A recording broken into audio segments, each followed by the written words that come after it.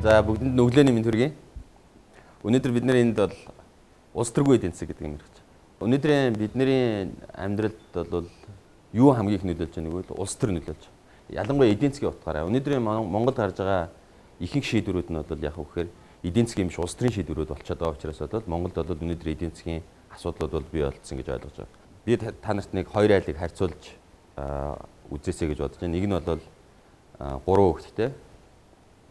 Тэгээд аав ээж нь хоёулаа ажил хийдэг айл сардаа нэг за нийлээд нэг сая 500 мянган төгрөгийн сарын цалингийн орлоготой.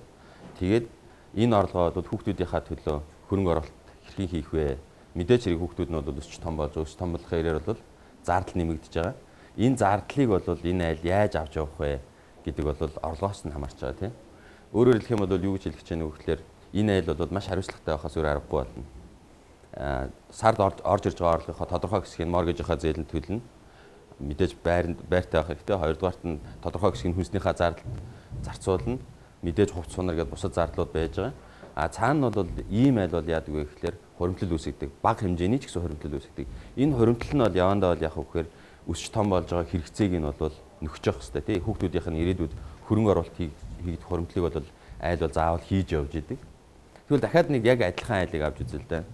Нөгөө айл нь бол яг гэхээр аав ээж нь бол ажилгүй.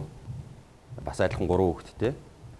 За энэ айл бол яг гэхээр жилдээ нэг арилжаанаас ч юм уу ямар нэгэн байдлаар гинтийн орлого олдог гэж төсөөлөл л дээ тий. Жишээлх юм бол Монголд бол сүүлийн 20 жилийн хугацаанд бий болсон байгаа нинжануудыг авч үзэж болж байна тий. Энэ хүмүүс бол яаж яах вэ гэхээр алт ухаалаа ямар нэгэн байдлаар гар аргаар тэгээд явж байгаад хэдэн сар 2 сар 3 сар хугацааны алт хайсны дараа бол нэг алт болдог. За тэр нь бол нийт жилийнх нь орлогоор нь авч үзэх юм бол нөгөө айлтайгаа баг адилхан орлоготой байгаа айл л дээ. Гэхдээ ийм айл дээр шийдвэр яаж гарч ийнө вэ гэхээр орлого байхгүй байгаа үедээ бол зээл аваад яваад байна. Орлого олохоор бол яадаг вэ гэхээр идж угаал тусчдаг. Дахиад дараачихаа орлогыг хүлээдэг. Тэр хоорондоо идж угаа дахиад өртөө болчдөг. Дахиад нөгөө олсон алтуудад олсон мөнгөөрөө буцаагаад өнгөрсөн хугацаанд авсан зардлаа нөхөд ингэж амьдэрдэг. Тэгээ ийм хоёр айлыг бүгдээрээ 30 жилээр ингэ тавиад үзье. За эхний айл бол яг хөөр 30 жилийн дараа гэхэд бол тодорхой хэмжээний орлогын хуримтлалтай хүүхдүүд нь сайн боловсрол эзэмшсэн.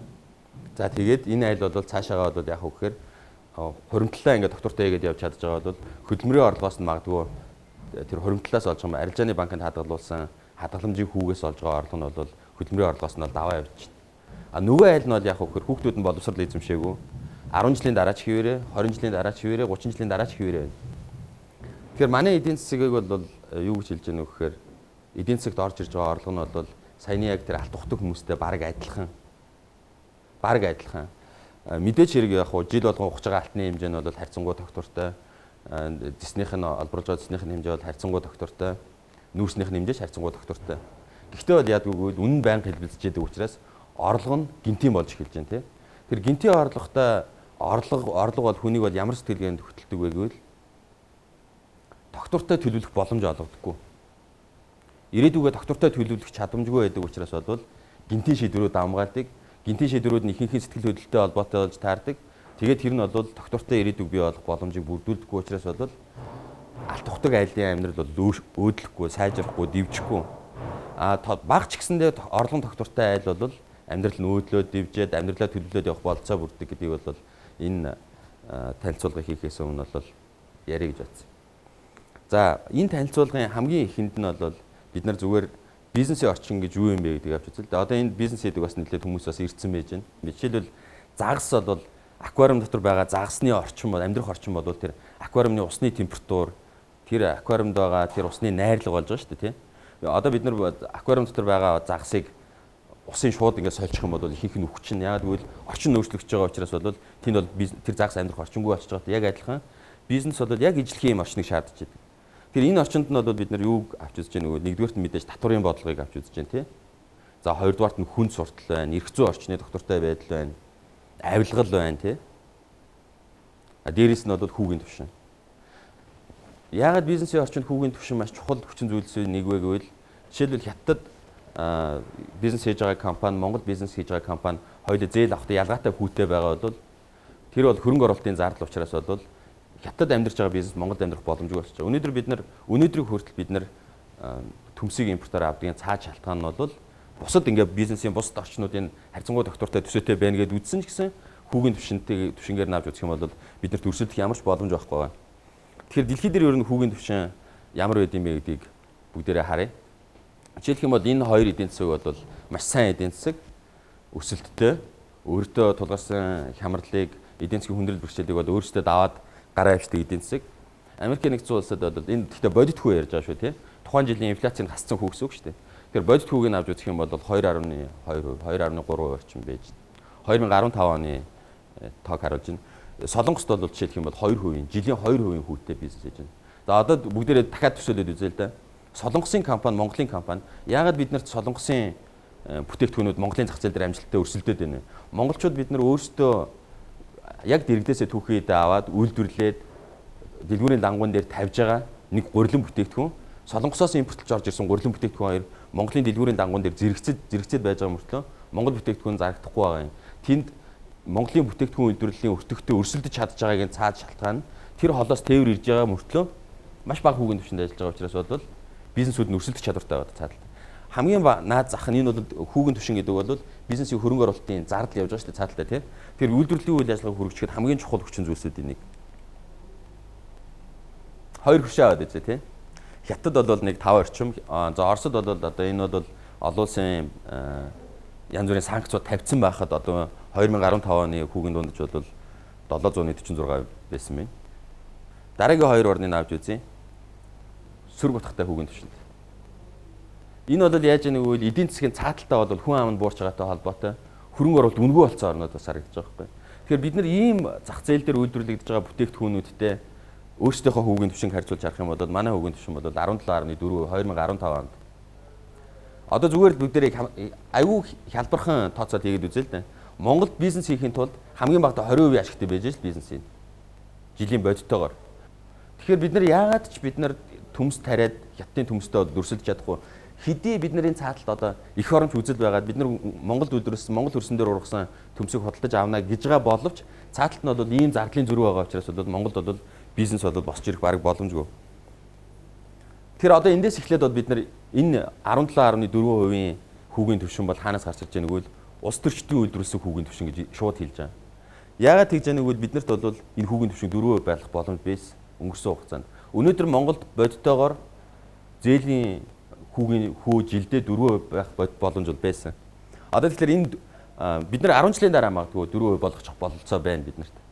Тэгэхээр энэ зээлийн хүүг бууруулахад бид нар хамгийн эхлээд энэний цааш шалтгааныг хаанаас авах вэ гэдэг рүүгээ оръё. Өнөөдөр манай бизнест олгож байгаа зээл бол арилжааны банкнаас гарч байна. За арилжааны банкнаас бол банкны нийт актив нь 21 их 80 төгрөгийн активтай. За эндээс бол зээлийн хүү нь бол 11 их 80 төгрөгийн зээлийн хүү арилжааны банкуд олгож байгаа. Нөгөө талд нь энэ зээлийн хүүг докторжуулж яадаг нөгөө тал нь байдаг. Одоо жишээлбэл бүгдээрээ төсөөлөх юм бол шувуу ингэ нисэж яхад эн чинь бол сайн эдийн засаг дээр бол яг үхээр банк хөрөнгөний зах зээл хоёр бол ингэ тэнцвэртэй авч явж бол энэ хүүгийн түвшин бол зохистой яг бизнесийн үр ашиг тулгуурласан зах зээлийн өрсөлдөөн суурилсан бодит хүүгийн түвшин тогтож байгаа. Тэр нөгөө талыг харах юм бол манай хөрөнгөний бирж дээр байгаа компаниудын нийт үнэлгээ нь 1.4 их 80 төгрөг. Арилжааны банкныхтай харьцуулах юм бол баг хэд дахин бага байна? 15 дахин бага.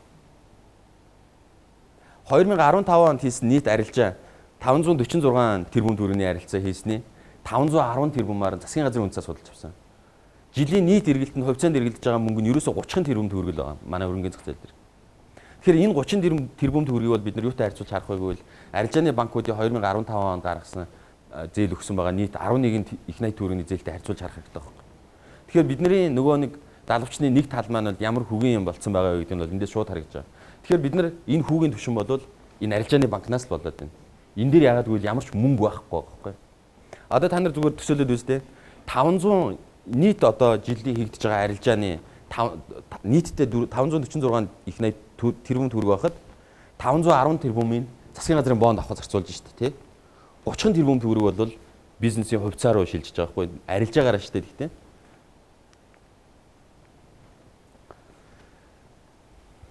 Тэгэхээр дараачийн 10 жилд өнөөдөр бол бид нарт 11 их 80 төгрөгийн зээл бол гарцсан байна. Дараачийн 10 жилд бол бид нар хөрөнгөний зах зээл дээр 18 их 80 төгрөг хуримтлуулж босож ирэх боломж байна Монголын эдийн засагт. Яг бодиттой өнөөдөр байгаа эдийн засаг дээр шүү.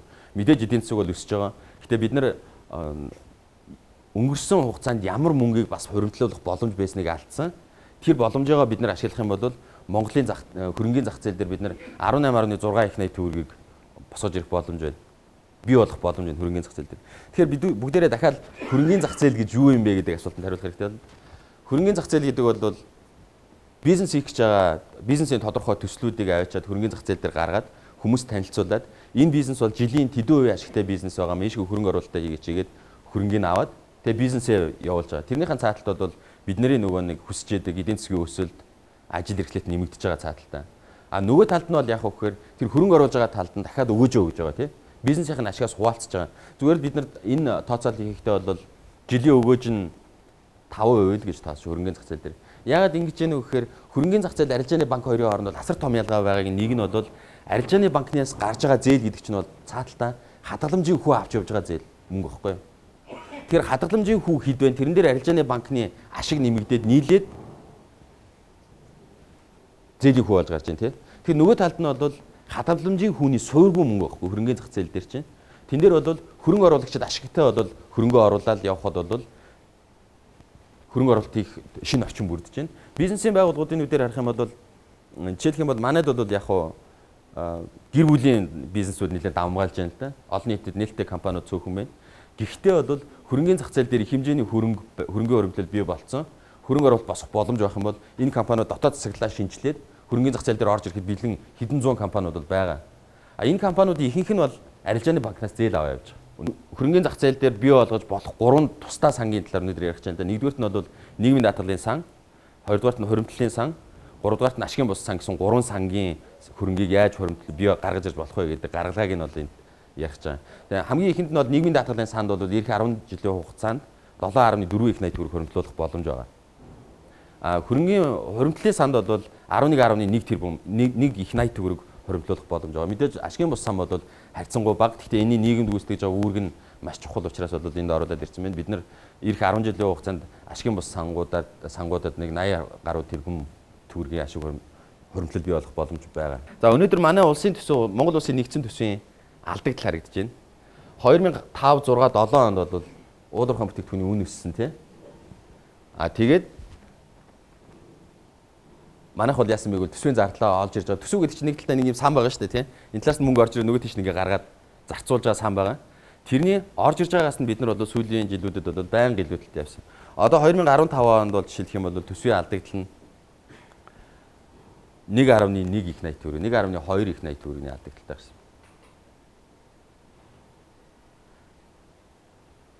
Тэгэхээр бидний төсөв бол байнгын алдагдaltaй явж байгаа. Энэ бол цааталтаа юу гэсэн үг вэ гэвэл Монгол улсын одоо нэг жилд цуглуулж байгаа татвараар цуглуулж байгаа орлого нэг жил буцаагаар гаргаж байгаа мөнгө хоёрын гаргаж байгаа мөнгө нь бол хамаагүй илүү даваа явцсан гэсэн үг.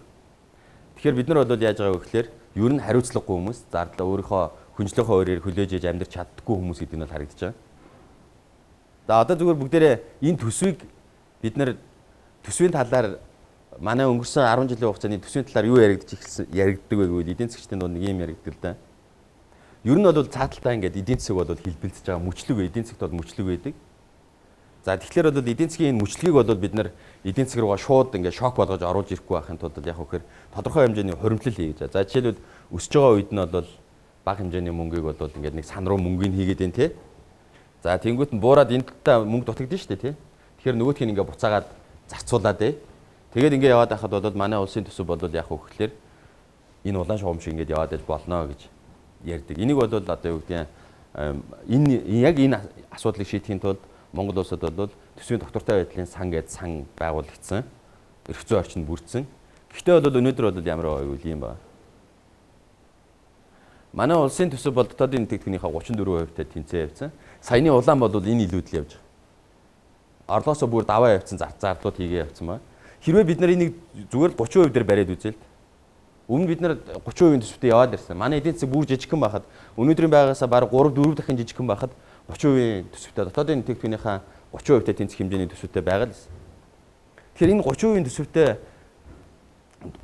төсвийн зардлаа дотоодын тэтгэврийнхаа 30% дээр барьж исэн бол манай төсвийн алдагдал ийм байх бас яг бодиттой. Саяны тэр том улаанууд чинь бүгд эерэг байх гэсэн. Тэгсэн бол бид нар өнөөдөр бол засгийн газрын өрийн тухай ярихгүй байх байсан. Яг гэвэл бидний энэ хуримтлал бол хангалттай бидний өнөөдөр тэр гаднаас аваад зээл авчаа тэрийг яаж төлөх үү гэд явж байгаа мөнгөний хуримтлал бол энд бий болсон байх байсан. Харъя л да зөвхөн 2007 оноос одоо жишээл энэ цаатлынхын энэ бүдэг цэнхэр харагддаг, хөх хараг мөнгөтэй харагдаж байгаа нь бол дотоодын нэмэгдэхтэй харагдаж байна. За тэгээд ногоон өнгөтэй нь бол төсвийн дотоодын нийт бүтээгдэхүүнтэй төсвийн зардлыг 30% байвал ямар их байсан юм? Улаан нь бол энэ 34% дунджаар гарч байгаа. Энэ бодиттой хэдэн хувьтай байсан энэ харагдаж байна л да. Хамгийн ихдээ бид нэр дотоодын нийт бүтээгдэхүүнийхээ 38%-тэй тэнцэх хэмжээний төсөв зардал гаргаж ирсэн байна. Тэгээд зөвхөн энэ мөнгийг 2007-оос 15 оны хооронд бид нар 30% дээр нь бариад байсан бол бид нар 2007 оноос хойш өнөөдөр 4.5 их 80 төгрөг. Энэ бол Чингис Бондоос их мөнгө. Бид нар ийм их мөнгийг хоримтлуулад эдийн засгаад тэтгээд аваад явах боломж байхад бол бид нар яасан бэ гэвэл энд бол зүгээр л бэлэн мөнгө тараасан. Та нар одоо энэ графикийн нөхцөлтийг харах юм бол зүгээр л бэлэн мөнгө тараасан. Яасан бэ гэвэл улс төрчдөд сонгогдох хэрэгцээ байсан. Тийм болохоор сонгуулийн өмнө мөнгө өгсөн, хүүхдэд 10,000 төгрөг өгсөн, гэрлэхээр нь 500,000 өгсөн, ноолууранд өгсөн, улаан бууданд өгж байгаа. Одоо дээр нь юу гэж оюутны дал өгж байгаа. Ноосонд өгж байгаа. Бид нар энэ мөнгийг зүгээр л ингээд тараагаал цацаад байгаа. Хэрвээ энэ мөнгийг бид нар хоримтлуулж ясан бол 2007-оос 2015 оны хооронд бол 4.3 их 80 төгрөг хоримтлуулах боломж байсан. Яагаад ийм байдалд байна вэ гэвэл яг тэр нөгөө алт ухдаг айлын гаргаж байгаа шийдвэр гаргаж байгаа хгүй цааталтай. Яагаад гэвэл орлого нь гинтих тийм доктортой биш. Яагаад гэвэл тэр нь уул уурхайн бүтээгдэхүүний үн өсөхөөр орлого дагаад өсчдөг. Гів гинт баяждаг. Хэрвээ та нар санаж байгаа бол манайх гинтийн ашигын 68% татвар авч ирсэн улс тий. Ганцхан зэсийн үн дэлхийн зах зээл дээр өссөнгүүд ганцхан компани зориулаад хууль гаргаад 68% нь авч ирсэн. Тэгээ энд авсан 68% нь өнөөдөр бол юу болж хөрсөн бэ гэвэл саяны төсвийн зардал болж хөрсөн. Бид нар бол юу гэдэг энэ мөнгөөр эдийн засгаа зөндөө хүчрхэг маш хүчрхэг эдийн засаг бий болох боломж байхад бид нар зүгээр л тэр мөнгөийг бол яасан бэ гэвэл тараагаал одоо та нар бүгдээрээ санаж байгаа бол эдийн засаг маш олон салбаруудад юу татаас өгч байна. Зүгээр яж байгаа мөнгө авдаг хүмүүс зөндөө болцсон байна. Хүнийхэн тоо нэмэгдээд байгаа. Өгж байгаа мөнгөнийх нь хэмжээ нэмэгдэхээс гадна. Тэгвэл бид нар одоо бүх юмнуудаа одоо өнөөдөр манай эдийн засаг дээр байгаа бодит байдлаа орхиод төр зүгээр орлого яаж хуваарлагдсан бэ гэдгийг зүгээр хараад үзье тэхүү. Тэгэхээр орлого бол биднэрт бол хоёр ийм том үндсэн хуваарлалтын систем байна. За нэг нь бол үйлдвэрлэлийн хүчин зүйлсээр дамжиж хуваарлагддаг. За нөгөөх нь бол дахин хуваарлалтын систем гэдэг хоёр том систем орлого хуваарлагдаж байна. За үйлдвэрлэлийн хүчин зүйлс гэдэг нь болохоор хөдөлмөр, газар, капитал гэсэн гурван юм байна. За хөдөлмөрөөр бол орлого яаж хуваарлагддаг вэ бид нар мэдж байгаа тий. Ажил хийгээд цалингаа аваад энэ бол бий болж байгаа орлогоос баялагаас өөртөө ногдохыг авж байгаа. Өөрийнхөө оролцох чадах хэмжээгээр л авж байна тий. Тэгэхээр баялаг гэдэг чинь бол яадаг вэ гэхээр нийгэмд байгаа тодорхой бүлгэл бий болгож байгаа. Үндэ бол яг үхээр бизнесийн байгууллагууд бий болгож байгаа. Зарим нь бол бид нар газар авахад бий болгож байна тий. Нүүрсээ авахж аваад баялаг бий болгож байна гэж ойлгож байна шүү дээ. Эдийн засгийн агуулгаараа бол тэгвэл бид нар энэ хөдөлмөрөөр яаж баялаг хуваарлаж байгаа вэ Монголд? Өнөөдөр бидний хөдөлмөрөөр авж байгаа баялагын одоо бидний энэ чинь оролцооны түвшинг илэрхийлж байгаа хгүй эдийн засгт хэрэг оролцоотой юм бэ гэдгийг илэрхийлж байгаа шүү дээ цааталтай тий. Манай дундад цалин бол 800,000 төгрөг. Одоо ингээд ханш өөрчлөгдөд явж байна. Одоо бол нэг хэдэн доллар $370 долларыг сард бол хөдөлмөрөөр дамжуулж өрх гэрт очиж байна. За дараачих нь бол газар. За яг энэ бол одоо юу гэдгийг одоо том өмчтэй хүмүүс л энүүгээр дамжуулж орлого барьж байна тий.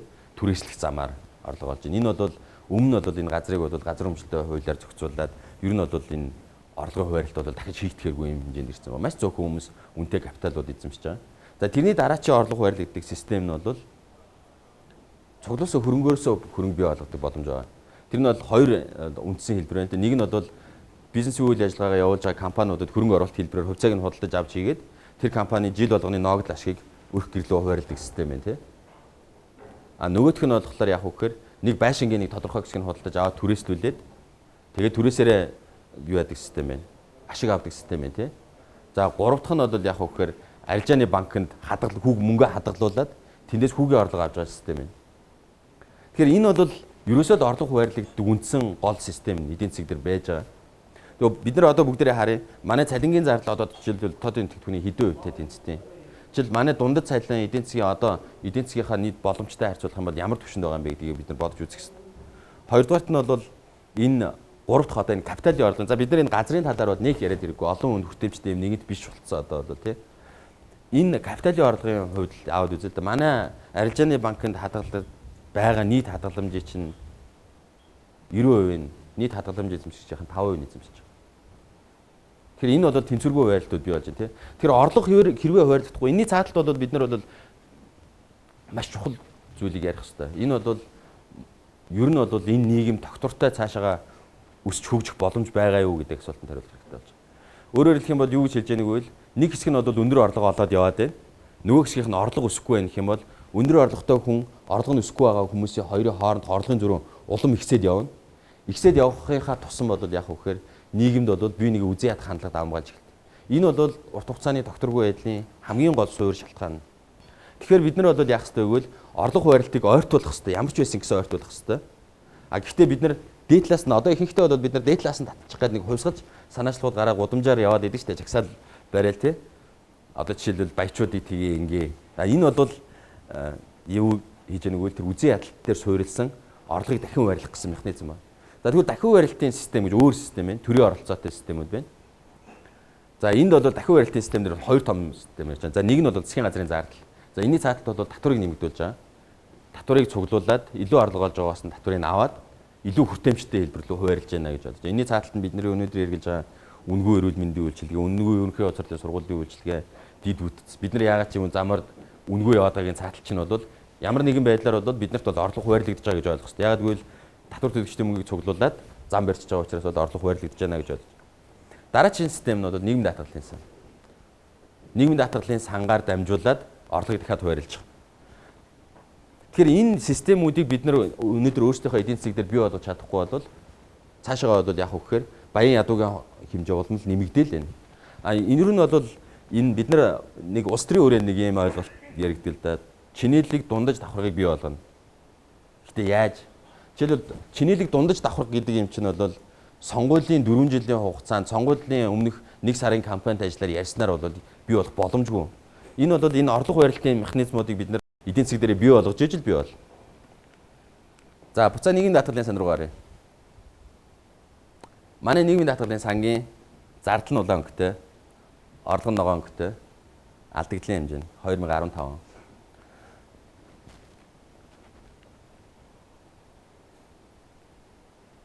Тэгэхээр бол бид нар бол одоо өнөөдөр бол яаж байгаа вэ гэхээр хүн амын цонх үедээ явж байгаа үндэстэй байхгүй юу?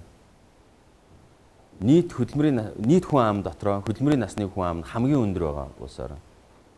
Хамгийн өндөр байгаа улсаар.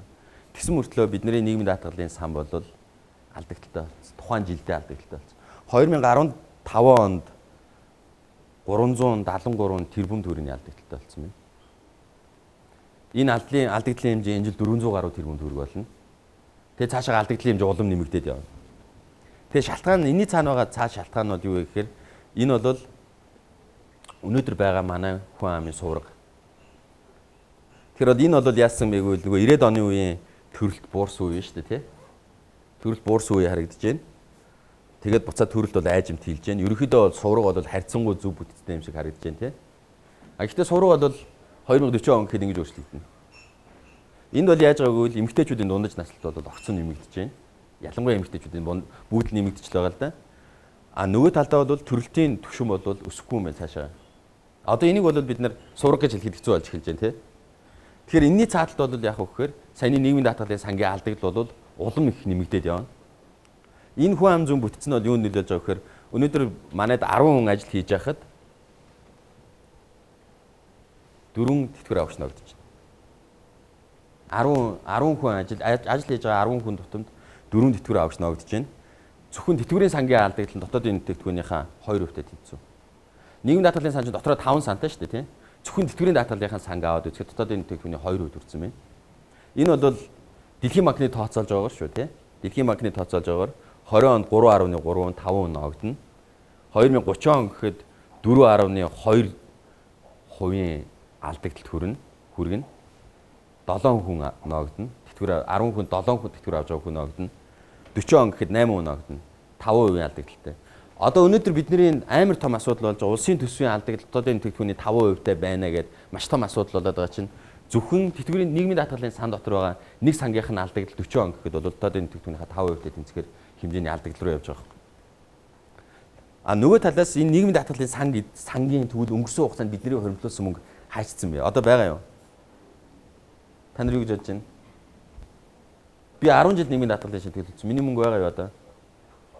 Байхгүй. Яг тэгвэл нийгмийн даатгалын сан гэдэг нь Монгол улсын нэгдсэн төсөв дотор байгаа нэг сан болж хувираад орж ирсэн орлогын тухайн жилдээ зарцуулцдаг болсон.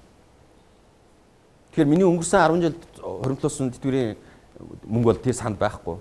Дээрээс нь бол алдагдал нь бол нэмэгдээд явж байна. Алдагдал нь 2040 он гэхэд зөвхөн алдагдал нь тухайн жилийн алдагдал нь дотоодын тэтгэврийн 5%-тай тэнцэнэ. Хоригдлуулсан ямар ч мөнгө байхгүй.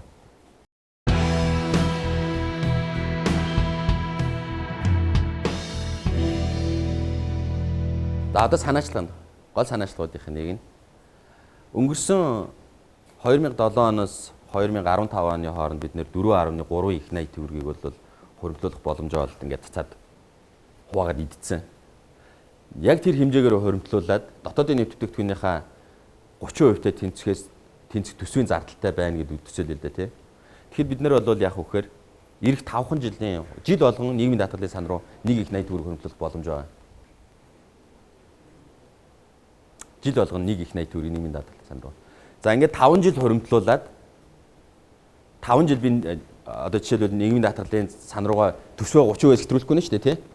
Тэгэл тэндээс 30% нь барихад бол бид нар дунджаар бол 1 их 80 төгрөгийг бол олчих боломж байгаа, хадгалж боломж байгаа. За тэр 1 их 80 төгрөгөө зөвхөн нийгмийн даатгалын сан руугаа хийгээд байл да. Тэгэхэд бол бид нар эхний 5 жилд яг 5 их 80 төгрөгтэй болчихно. Жил болгоных нь өгөөжийг нь аваад үзэх юм бол 5% өгөөжтэй байна гэж бодох юм бол 2040 он гэхэд бид нар 14 их 80 төгрөгийг нийгмийн даатгалын санд хоригдлуулж чадна. Зөвхөн нийгмийн даатгалын санд хоригдлуулж байгаа мөнгө шүү дээ. Тэгэхээр өгөөж нь бол цаанаа яаж үсэх вэ гэхээр жилийн 5% өгөөж бол энэ сангийн чинь тэтгээд аваад цаашаа яваа. Ингэж чадах юм бол бид нар ирээдүйдээ итгэлтэй амьдрал. Бид нар өтөл насндаа санаа зовох хэрэггүй болно.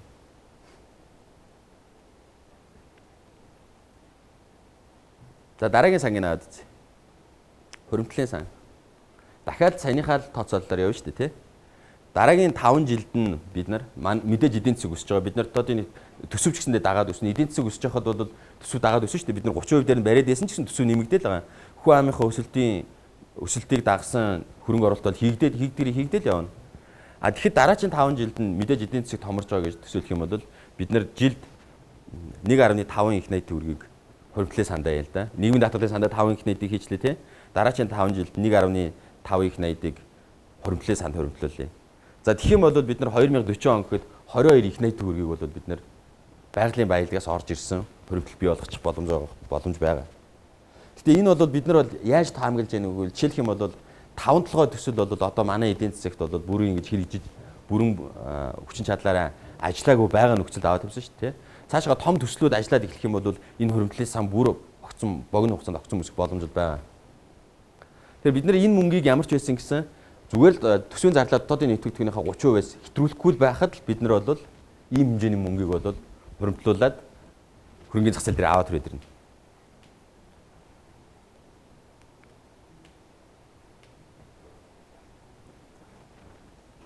За дараачих нь ашигын бус сан гэж сонин сангийн тухай ярьж байгаа. Тэгээ одоо бид нар зүгээр ингэж ийм манайхаас гадаад сурсан хүмүүс байгаа тий. Хэм байгаа лээ. Гэтэ тэтгэлгээр сурсан юм байна уу? Засгийн газрын биш тэтгэлгээр сурсан юм байна уу? Байна уу? Хаанаас тэтгэлгээ авч ирсэн бэ? Сарсын цагаас авч ирсэн. Өөр тэтгэлгээр сурчсан юм байна уу? Засгийн газрын хуу? Гадаад засгийн газар. За жишээлх юм бол Сорсын сан гэж ямар сан бэ? Та нар юу гэж бодож байна? Энэ сан яаж ажилтیں۔ Манайд бол сургалтын тэтгэлэг гэдэг юм бол зориг сан өгж байна.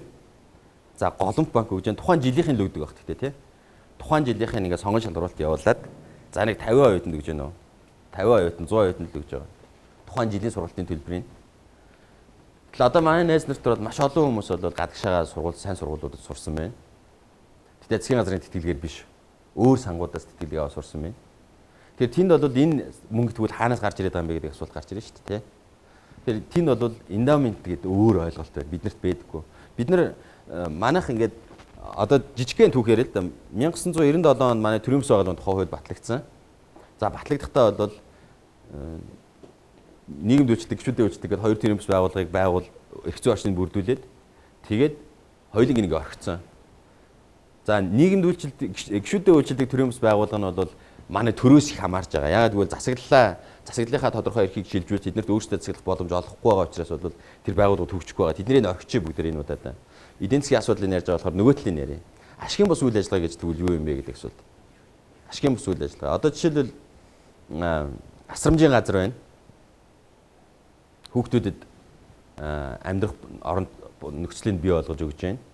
Тэнд хүмүүжлийнхэн одоо хүмүүжлэлд туслах зорилгоор багш авж байна, тий. Хоол хүнсийг нийлүүлж байна. Энэ мөнгийг хаанаас авдаг вэ? Хаанаас авдаг вэ гэхээр энэ мөнгийг бол хүмүүсээс хандваар ингээ гуйж очиж авдаг. Манайд энэ би энд 50 хүүхдийг өсгөж хүмүүжүүлж байгаамаа. Надад нэг сая төгрөг өгөөч. Надад нэг сая төгрөг өгөөч гэдэг ингээ гуйж аваад асрамжийн газрыг ажиллуулж байгаа, тий. Энэ бол ашигын бус үйл ажиллагааны нэг хэлбэр. Саяны одоо сургалтын тэтгэлэг гэж байгаа чинь бас нэг хэлбэр нь, тий. Эрүүл мэндийн салбарт ийм үйл ажиллагаа байгаа. Хэвлэл мэдээллийн салбарт тэр хараат бус сэтгүүл зүйн хөгжүүлэхэд чиглэгдсэн ийм сангууд байна. Бүр төрийн үйл ажиллагааг хөндлөнгөөс нь хянжээдэг байгууллагуудын санхүүжилтийг зохицуулдаг бодлогын судалгааны сангууд байна. Байгаль орчны тогтвортой байдлыг, байгаль орчныг нөхөс сэргээхэд чиглэгдсэн ашигын бус үйл ажиллагаа явуулдаг байгууллагууд байна. Тэднэрт тэтгэлэг өгж яадаг сангууд, мөнгө өгж яадаг сангууд байна. Тэгэхээр энэ сангууд ч нь бол яаж байгаа вэ гэхээр нэг талаас бол хүмүүсээс мөнгө гуйж аваад нөгөө талдаа болохоор сайн нийгмийн сайн сайханд зориулсан чиглэгдсэн бүх үйл ажиллагаануудыг санхүүжүүлээд явж байдаг ийм сангийн хууль нь Монголд байхгүй. Бид нар бол тэр нэг үйл ажиллагааг нь хуульчилсан. Нийгэмд үйлчлдэг төрийн өмс байгууллага гэж ийм байгууллага хэлнэ, ийм чиглэлээр үйл ажиллагаа явуулнаа. Танаас тодорхойхгүй шүү болоо. Тэгтэл тэр цаана нь бол юу яригдж байгаа вэ гэхээр нийгэмд үйлчлдэг төрийн өмс байгууллага гэдэг чинь баг компанитай яг адилхан байхгүй юу? Эдийн засгийн агуулгаараа бол компаниуд бол яаж яах вэ гэвэл бизнес хийгээд ашиг олж байгаа. Ашиг гэдгийг бид нар орлогоосоо зардлыг хасаад үлдсэний ашиг гэж ойлгож байна шүү дээ, тий. Тэгвэл энэ ашигын бус байгууллагууд дээр ч гэсэн яг тэр адилхан процесс явагдаж байгаа. Орлогоосоо давсан ашиг зардлаасаа давсан орлого олж байгаа. Тэр нь ашиг гарч байгаа тухайн жилдээ. Гэхдээ бол яадаг вэ гэхээр тэр ашиг нь бол хүмүүс хувааж авдаггүй. Буцаад зорилгынхоо төлөө зарцуулагдана, дараа жилийн зорилгынхоо төлөө зарцуулагдана. Тийм учраас бол энэ ашигын бус байгууллагад ажиллаж байгаа ашигын бус байгууллагын удирдах зөвлөлийн гишүүд гэдэг чинь хин юм бэ гэхээр цалиа авах хэрэггүй хүмүүс гэдэг хэвгүй тэр байгууллагаасаа. Тэгэхээр энэ үйл ажиллагааг тэтгэжээдэг тэр хуримтлалыг бий болгохын тулд бол хүн төрөлхтөн бол тэр сангийнх нь хуулийг хийгээд өгсөн байхгүй. Та нар өөрсдөө ашигын бус үйл ажиллагаа явуулахгүй. Та нар ингээ мөнгөний хоримтлуулад тэгээд ашигын бус явуулж байгаа үйл ажиллагаануудыг сонгон шалгаруулалтаар ингээд мөнгөө дамжуулдаг ийм системийн эрх зүйн орчныг бүрдүүлээд гисэн.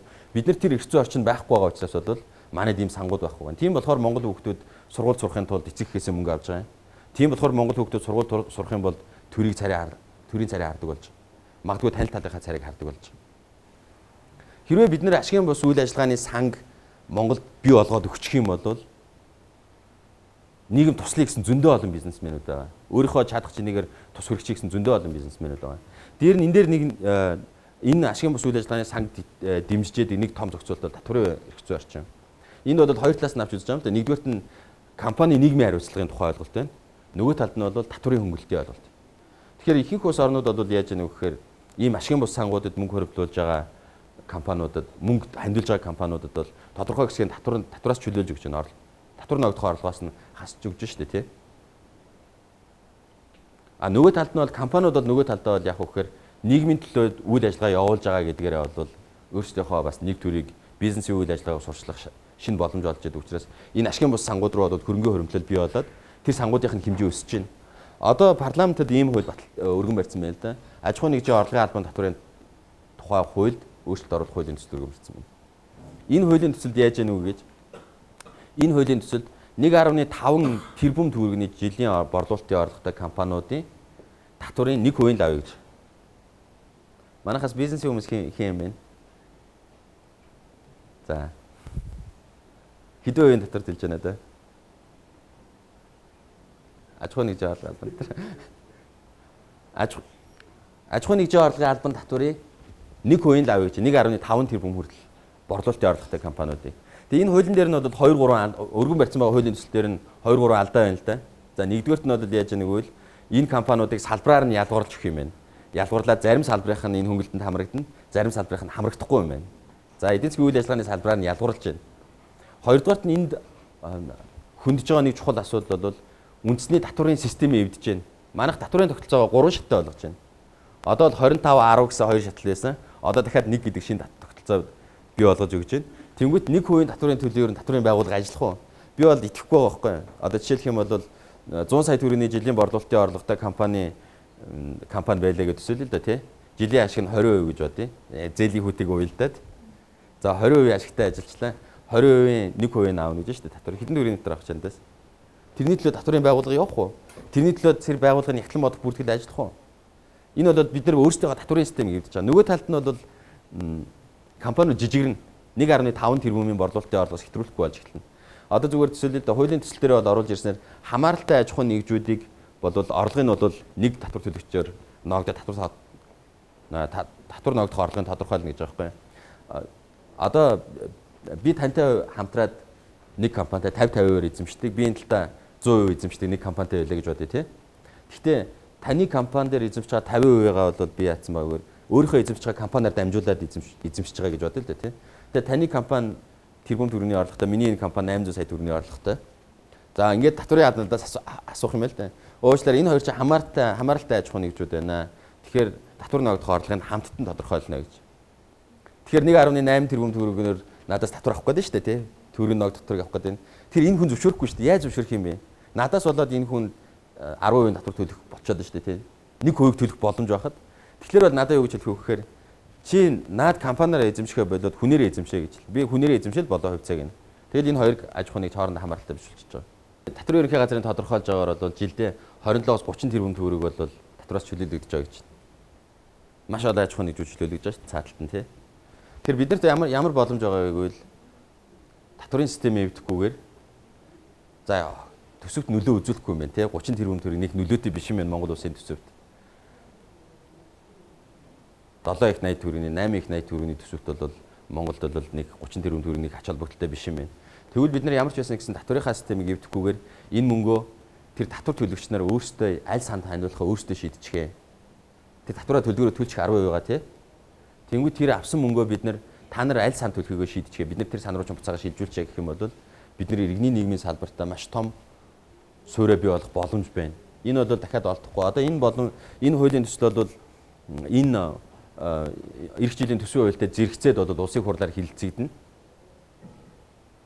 Тэр энийг бид нар бий болгоод авчих юм бол 17 оны 1-р сарын 1-ээс 21 оны 1-р сарын 1-ийг хүртэл 4 жилийн хугацаанд хэрэгжихээр бол энэ хуулийн төсөл суулгацсан байгаа. Тэгэхээр бид нар бол энд ямар ч байсан гэсэн 30 тэрбум төгрөг жилдээ олж авна гэж тооцох юм бол эх 5 жилийн 4 жилийн хугацаанд бид нар зөвхөн энэ боломжоос бид нар иргэний нийгмийн салбарт 120 тэрбум төгрөг бий болгож болно. Гэхдээ мэдээж бол энэ мөнгийг бол хоримтлагдж байгаа мөнгийг бол ашигын бус байгууллагын бас нэг хязгаарлалт бол жилдээ олсон мөнгөнийхөө ядаж 50% зарцуулж явах хэрэгтэй.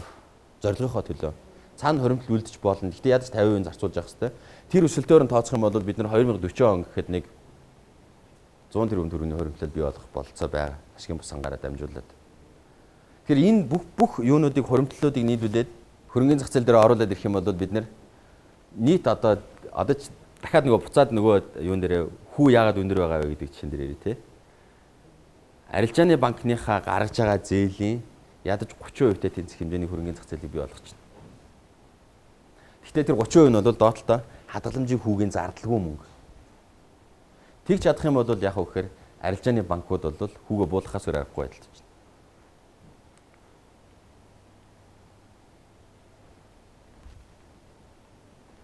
Саяны ярьсан юмнууд бол авгүй хялбархан байгаа хийхэд бид нар зүгээр л улсын төсвийн зардлаа 30% дээр бариад тэгээд хөрөнгөө хоримтлуулаад явъя. Эхлээд 5 жилд нийгмийн даатгатын сан руугаа мөнгөө. Дараагийн 5 жилд нь хоримтлын сан руу хий. Энтэйгээ зэрэгцээд ашигын бус сангуудад мөнгө хоримтлуулаад явъя. Айгүй амархан сонсогдож байгаа зүг нь бол хийхэд. Тэгвэл яагаад хийхгүй байгаа юм бэ? Энийг хүмүүс ойлгохгүй байгаа биш шүү дээ. Энийг бол хүмүүс ойлгож байгаа. Улс төрийн хүрээнд байгаа хүмүүс, шийдвэр гаргаж байгаа хүмүүс бүгд ойлгож байгаа. Бүгд мэдж байгаа. Тэр энэ хийгдэхгүй байгаа хоёрхан шалтгаан байна. Нэг нь бол засаглал, нөгөөх нь нийгмийн салбар.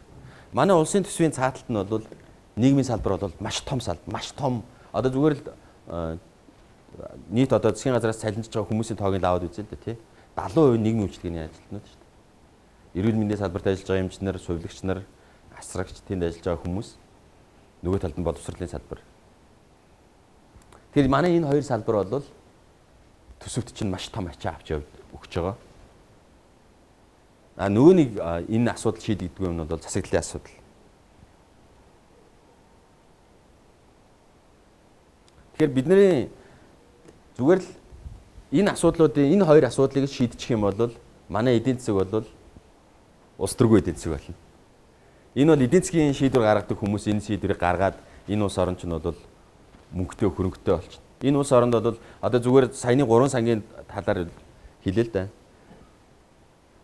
Нийгмийн даатгалын сан, хуримтлалын сан, за ашигын бус байгууллага тэр бол мөнгө нүгээрээ бага. Энэ 3 сан нийлээд хөрөнгөний зах зээл дээр ороод ирэхээр хөрөнгөний зах зээл дээр мөнгөний дарамт үүсгэнэ. Мөнгөний дарамт үүсгэнэ. Яагаад тэгж хэлж яах вэ гэхээр одоо бид нар манай хөрөнгөний зах зээл яагаад хөгждөг вэ гэхээр бид нар хөдөлмөрийн уучлаарай хөрөнгөний бирж Лондонгийнхныг авчираад хөгжүүлэх гээд үтсэн тий. Бараг 8 тэрбум төгрөг. Тэрнээс ч илүү зарцуулсан баг би сайн мэдэхгүй байна тоог нь бол. Гэхдээ сайжирсангүй. Санхүүгийн зохицуул хороо гэдээ байгууллагын байгууллаа. Гэхдээ сайжирсангүй. Арилжааны компаниуд нь байгаа. Тэгээ сайжрахгүй байна. Шалтгаан мөнгө байхгүй. Жилдээ хийгдэж байгаа хувьцаан дээр иргэж байгаа арилжааны 30 тэрбум төгрөг. Хүмүүсийн сонирхол татахгүй байна. Хэрвээ бид нэр хөрөнгөний зах зээл дээр 12 их 80 төгрөг орж ирэх юм бол байж их юм бол энд оролцож байгаа оролцогчид дүрм журмаа сайжруулна. Энэ оролцож байгаа оролцогчид арилж байгааг хийн. Энд оролт компаниуд нэмж орж ирнэ. Ингээд бид нар бол яг хөөхөр хөрөнгө оруулалтын шинэ орчин бий болоод эдийн засгаа цаашаа аваад явах байхгүй. Ийм орчин бий болоод ирэхээр бол яг хөөхөр манайд бол цааталт нь эдийн засгийн өсөлт явагдана. Биднэрт илүү одоо өнөөдөр ажиллаж чадахгүй байгаа маш олон бизнесүүд гарч ирнэ. Жилийн 10% үетэй бизнесүүд 10% ашигтай бизнесүүд амьдрах орчинтой болно. Бид нар зээлийн бодит хүүгээ 4% аваад хүрээд ирэх юм бол жилд 10% ашигтай бизнес гэдэг чинь Монголд ажиллаж болж байгаа байхгүй юу? Эний чинь цааталт бол ажлын байр бий болно. Эний чинь дагаад юу бий болдгоо хөдөлмөрийн зах зээл дээр өсөлтөө бий болно. Тэгжээж хүмүүсийн төрөний орлого барилтын механизм дээр буцаад очих юм бол тэгжээж хүмүүсийн цалин өснө бодитойгоор. Өнөөдөр яагаад хөдөлмөрийн зах зээлийн нэг маш том асуудал байдаг. Би хөдөлмөрийн судалгааны институтийн захиргаар 2 жил ажилласан. Хөдөлмөрийн салбарыг эрэлтийн талаас нь судалж үзсэн, нийлүүлэлтийн талаас нь судалж үзсэн. Хөдөлмөрийн зах зээл дээр байдаг 2 том асуудал бол нэг нь бол мэдээллийн тэнцвэргүй байдал. Ажил хийж байгаа хүн зах зээл дээр дундад цалин хэд байх боломжтойг мэддэггүй. Одоо 3 гагнуурчин байна гэж бодъё л да. Нэг нь бол оюутлогын компанид ажилладаг, нэг нь бол хуваарь гагнуур хийдэг, нэг нь бол нэг барилгын компанид ажилладаг тийм. Барилгын компанид ажиллаж байгаа гагнууртны цалин 800 мянган төгрөг. Хуваарь гагнуур өөрөө ингээд гагнуурын аппараттай ажил хийгээд явж байгаа хүн 2 сая төгрөг цартаа олдог. Оюутлогод ажиллаж байгаа хүн 4 сая төгрөгийн цалинтай. Гэхдээ энэ барилгын компанид ажиллаж байгаа хүн энэ хоёроос хоёулангаасаа чадвараараа илүү байгаа нөхцөлд ч гэсэндээ цалингаа нэмэгдүүлж чаддгүй. Яагаад гэвэл зах зээл дээр тийм мэдээлэл байдаггүй. Хөдөлмөрийн зах зээл дээр бий болж байгаа мэдээлэл гэдэг бол зөвхөн ажил хайж байгаа ажлын байран дээр хүн ажил авахар одоо зарсан 2 зараар л зах зээлийн мэдээлэл явуулж байгаа болохоос биш. Хөдөлмөрийн зах зээлийн бодит мэдээллийг мэдэх боломж байдаггүй учраас бол хүмүүс цалингаа нэмэгдүүлж чаддгүй байхгүй. Нөгөө талд нь бол тэр эзэн ба агентийн асуудал гэдэг баха тий. Асуудал байгаа. Моральтай ч холбоотой юм байна. Саяны тэр мэдээллийн тэгш бус байдал гэдэг юм ч гэсэн энэний нэг хэсэг нь. Нөгөө талд нь бол яг үгээр компанийн захирал бол ашгаа нэмэгдүүлэхийг эрмэлзэж байгаа. Нөгөөх нь өөрийгөө арай илүү үнэлэхийг нэмэгдэж байгаа. Тэгэхээр энэ мэдээллийн тэгш бус байдал болон моралын асуудлууд ороод ирэхлээр цалингийн талаарх мэдээлэл улам хаалттай болоод идэг. Тэгэхээр байнга ажил хийж байгаа хүн тийм цалингийнхаа талаар хилцэл хийх боломж байдаггүй учраас цалин өсдөггүй. Зах зээлийн мэдээллийг ер нь сүүлийн 30-40 жил бол дэлхийд хөдөлмөрийн зах зээлийн оролцогч талуудын мэдээллийг тэнцвэртэй болгохын чиглэлээр олон улсын хөдөлмөрийн байгууллагын өндөр хөгжилтэй орнууд бүгдээрээ янз бүрийн арга хэрэгслүүд хэрэгжилж ирсэн. Гэхдээ бол нэг юм ийгөө төлөөлж ширч байгаа. Зах зээл дээр хөдөлмөрийн зах зээл дээр байгаа мэдээлэл бол бүрэн тэнцвэртэй, бүрэн тэгш мэдээлэлтэй болно гэж баг байхгүй юм байна. Тэгэхээр ганцхан л хөшүүрэг байгаа. Хөдөлмөрийн зах зээл дээр өрсөлдөөн бий болж ижил яг хуу цалин өснө. Гагнуурчин хэрэгтэй улам хэрэгтэй болоод ах тусмал тэр гагнуурчны цалин өсөж байгаа байхгүй. Тэгэхээр хамгийн гол зүйл бол бид нар яг хөөхөр бага ашигтай ч гэсэн бизнес амьдрдаг хүүгийн түвшнийг л бий болгох хэрэгтэй. Тэг чадах юм бол бид нар яг хөөхөр маш олон ажлын байруудыг бий болгоно. Монгол бол ажил хүчний хомсдолтой улс орн ер нь бол бид нар тэрийг ашиглаж чаддгүй болохоос биднэрт нэг манай одоо зүгээр л бодоод үзэл 10 жилийн дараа манай өнөөдрийн нийт эдийн засагт бараг тэнцвэр хэмжээний мөнгийг бид нар бол хөрөнгөний зах зээл рүү оруулаад ирэх болцоо байна тий. За ийшээ ингээ мөнгө оруулаад ирчих юм бол манайд бол хэдхэн жилийн дотор хөдөлмөрийн зах зээл сэргэнэ. Хэдхэн жилийн дотор хүмүүс бүрэн ажил эрхлэлтэй болно. Хэдхэн жилийн дотор энэ мэрэгжлийн сургалт үйлдвэрлэлийн төвд чинь сурахыг хүссэн хүүхдүүдээр дүүрэн болох байхгүй. Манайд өнөөдөр бол яаж яаг вэ? Жилдээ нэг 50,000 орчим хүүхдүүд ерөнхий боловсролын сургууль төгсөж байна. Тэрний 65% дээд боловсрол эзэмшнэ гэж байна. А дээд боловсрол эзэмшсэн хүүхдүүдийн 100% гээд аваад үзэх юм бол тэрний 40% нь л мэрэгчлэр ажиллаж байна. Баахгүй шүү дээ тэр. Цаатлын 60% зүгээр өөрсдийнхөө амьдралын цагийг ингээд үрээд дуусч байгаа.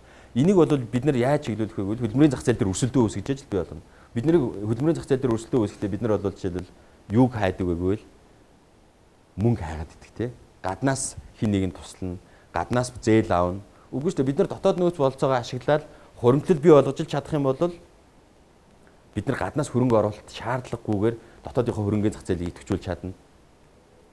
За тэгээд хуримтлалтай болчих юм бол бид нар өөр юм бодно. Гадагшаага хөрөнгө оруулалт хийх болцоо байж байна. Тэгэхээр энэ мөнгөний үүлийг ингэж дээрээ бий болгох нэг улс орн мөнгөний үүлийг бий болгож чадсанараа бол яа гэм бэ гэхээр тухайн улсынхын зээлж зэрэг гэдэг үзүүлэлт цааталтаа өсөж байгаа. Одоо манай засгийн газрын бонд 2012 онд бид нэр Чингис бонд гэдэг гаргаж яхад засгийн газрын бондын хүү 4.5% байсан. Одоо магадгүй 11%. Монгол улсын нэр хүнд 2-оос илүү дахин унасан гэсэн үг болж байгаа биз? Яг гэвэл энэ улс чинь өөрөө төлж чадахгүй болсон юм байна. Хэрвээ бид нар энэ өөр ер нь хаанаас үүсээд байгаа юм бэ гэвэл төрөний улсын төсвийн алдагдлаас баг үүсэж байгаа зааталтай. Одоо өнөөдөр бид нар өөрөө төлж чадахгүй байгаа гэдэг олон улсын валютын санг урьж авчираад Монгол бид нар туслаач яа гэж байгаагийн цааш шалтгаан нь дахиад саяны төсвийн асуудал ярьж байгаа. Бид нар төсвөө 30% дээр барьсан байхад бол бид нар засгийн газар гадагшаага бонд гаргаж мөнгө зээл хэрэггүй болно.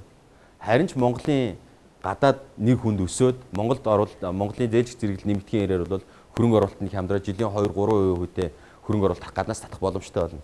Гэтэ тэрийг нь засгийн газар авах албагүй. Тэрийг хувийн хвшлийнхэн ч бондоо гаргаад авч болно. Шууд хөрөнгө оруулалт хэлбэрээр ч авч болно. Яг гэвэл энэ мөнгөний үйл гэдэг юм чинь бол яг үхээр өгөөжөө нийт эдийн засагт нь хувааж идээгүй байхад л өгдөг байхгүй. Хуваагаад идчих юм бол ямар ч ялгаагүй шүү дээ. Бид нар сая 4.3 их нийт төгрөгийг 10 жилийн дотор хуваагаад идсэн. Тэгэхэд Монгол улсын нэр хүнд 3 жилийн дотор хэд их унчлаа шүү дээ тий. 4.5%-аас 11% хүртлээ Монголын засгийн газрын бондын хүү нэмэгдэж шүү дээ тий. Тэгэхээр бид нар бол энэ хоёр асуудлыг л шийдчих юм бол эдийн засгаас улс төрийг аваа хийчихнэ. Тэгэх юм бол эдийн засгийн бодлого жинхэнэ бодлогоор явна. Тэгэх юм бол бид нар инфляци санаа зовхгүй, бид нар ханшид санаа зовхгүй, бид нар эдийн засгийн өсөлтөд санаа зовхгүй, улс төрчид ялангуяа санаа зовох хэрэггүй бол. Одоо өнөөдөр манай улс төрийн ялангуяа улсын хурлын сонгуулийн ихэнх хүрээ лооцсон бол бид нэр гайхамшиг руу хөвтлээд байгаа шүү дээ. Гайхамшигтай дараагийн үед авчрах гэдэг яваад шүү дээ. Гэхдээ бол нөгөө гараараа бол яаж байгаа вэ гэвэл бидний ирээдүйг зараад өрн тараа хийж байгаа. Тэрийг бол бид нар бол зөв ойлгох хэрэгтэй.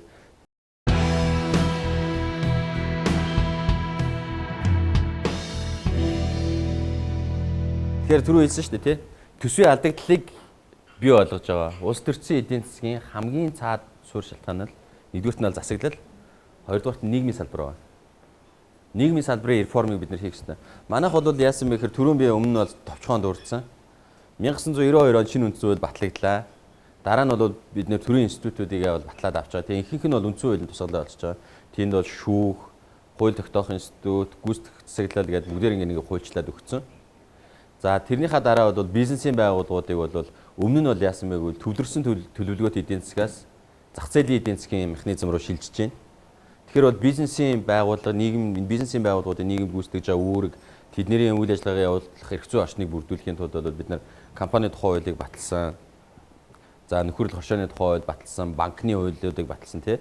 Татварын багц хууль баталсан гэдэг. Энэ бол ерөөхдөө тэр бизнесийн харилцааг суурь харилцаануудыг зохицуулж байгаа гол хуулиуд ингээ батлагдчихаа. Тэгээ тэрний дараа нь бол бид нар иргэний нийгмийн байгууллагын тухай хуулиа баталсан. Төрийн бас байгууллагын тухай хууль гэдэг 97 онд баталсан.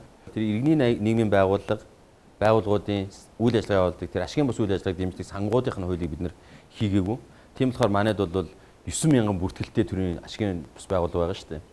Тэгсэн мөртлөө ингээд жишээлбэл бид нарт ядаж нэг 5,000 хүүхдэд сургалтын тэтгэлэг олгодог боловсролын тэтгэлийн сан байхгүй байгаа байхгүй. Тэр сангийнх нь хуулийг хийгээвтэй холбоотой. За нөгөө нэг юм нь бол бид нар улс төрийн намын тухай хуулийг бол өөрчлөөгүй. Өөрчлөөгүй яг улс төрийн намын тухай хуулийг хийсэн. Гэхдээ бол энэ нь бол одоо юу гэдэг нь орчин үеийн засаглалын тогтолцоонд нийцэхгүй улс төрийн намын тухай хуультай явж байгаа. Тэгээ энэ засаглалыг бол дотор нь дөрвөн хэсэгт хувааж байгаа. Нэгдүгээрт нь бол айдас авдаггүй сайттай бол гэж. За бидний маш олон асуудал бол эндээс эхэлдэг. Уг нь бол зарчмаараа бол засгийн газрын танхим гэдэг бол ерөнхий сайд нь ганцаараа 50%, бусад сайд нар нийлээ 50%. Ер нь бол зарчим нь парламентын засаглалын зарчим бол тэр. Тэгэхээр бол юу гэсэн үг гэвэл парламентаас бол одоо эн чинь бол зүгээр төрөмс байгууллагууд бүгдээрээ авч үзээ л дээ тий. Нэг гишүүдийн үйлчилдэг байгууллага байна. Бүх гишүүдийнхээ хурлыг хийлээ. Удирдах зөвлөлөө сонголоо. За удирдах зөвлөл нь бол яг үхээр хажуудалтай ажлын аппарат байгуулж байгаа шүү дээ. Ажлын алба байгуулж байгаа тий. Тэр төрөмс байгууллагын гүйцэтгэх захирал гэж нэрлэнэ үү? Нэг ажлын албыг удирддаг хүнийг томилж байгаа. Тэгээд тэр хүн ажлаа хийгээд цаашаа авч яваад буцаагаад тэр удирдах зүйлд ажлаа танилцуулаад явдаг системтэй яг адилхан уг нь бол. Бид нар бүгдээрээ сонгуулиа хийгээд парламентаа байгуулчлаа. Парламент хажуудалтаа нэг ажлын алба ажиллуулах гэдэг шүү дээ. Уг нь санаа нь бол засгийн газар гэдэг чинь бол. Тэгэхээр тэрэнд нь жилийн төсөвчин хэд байх юм, ямар үйл ажиллагаа явуулах юм, тэрийг аваад түрээд төсөвчин батлаад өгье. Тэгээд ингээ ажлаа хийгээд яв гэдэг болохоос биш. Энэ ажлын албан чинь энэ манай хамаатан саад ийм хүмүүс надад таалагддаг ийм хүн ажиллана гэдэг бай зарчим байхгүй байх хэрэгтэй. Тэгэхээр манай одоогийн хуулиар бол яаж яах вэ гэхээр засгийн газрын бүх гишүүдийг парламент дээр авчирж адилсалж байгаа. Тэгэхээр чи нэг айдас авсан хүн чи айдас авсан хүнд үйлчлэх гэдэг юм ээ л. Ер нь бол цаа зарчим нь. Тэгээ энэний цааталт нь бас ямар асуудал тавигдж байгааг үл сонгуулийн систем. Манай сонгуулийн систем ер нь энэ сонгуулийн систем улсын төсөвт яаж нөлөө үзүүлдэг юм бэ гэдгийг бид нар дахиад авч үзэх хэрэгтэй. Яг тэгвэл Монгол улс бол нэгдүгürt нэгдмэл улс, холбооны улс биш те. Тийм учраас бол нэгдмэл төсвийн бодлого явж явах хэрэгтэй.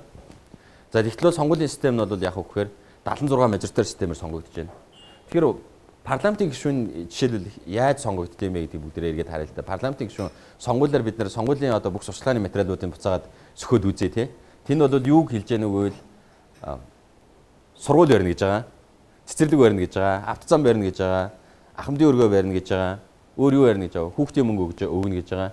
Ингээд яг үхээр Монгол улсын нэгдсэн төсвийн эсрэг, нэгдсэн төсвийн бодлогын эсрэг сурчлага ээжэж сонгогддог парламентын гишүүн өөрөө.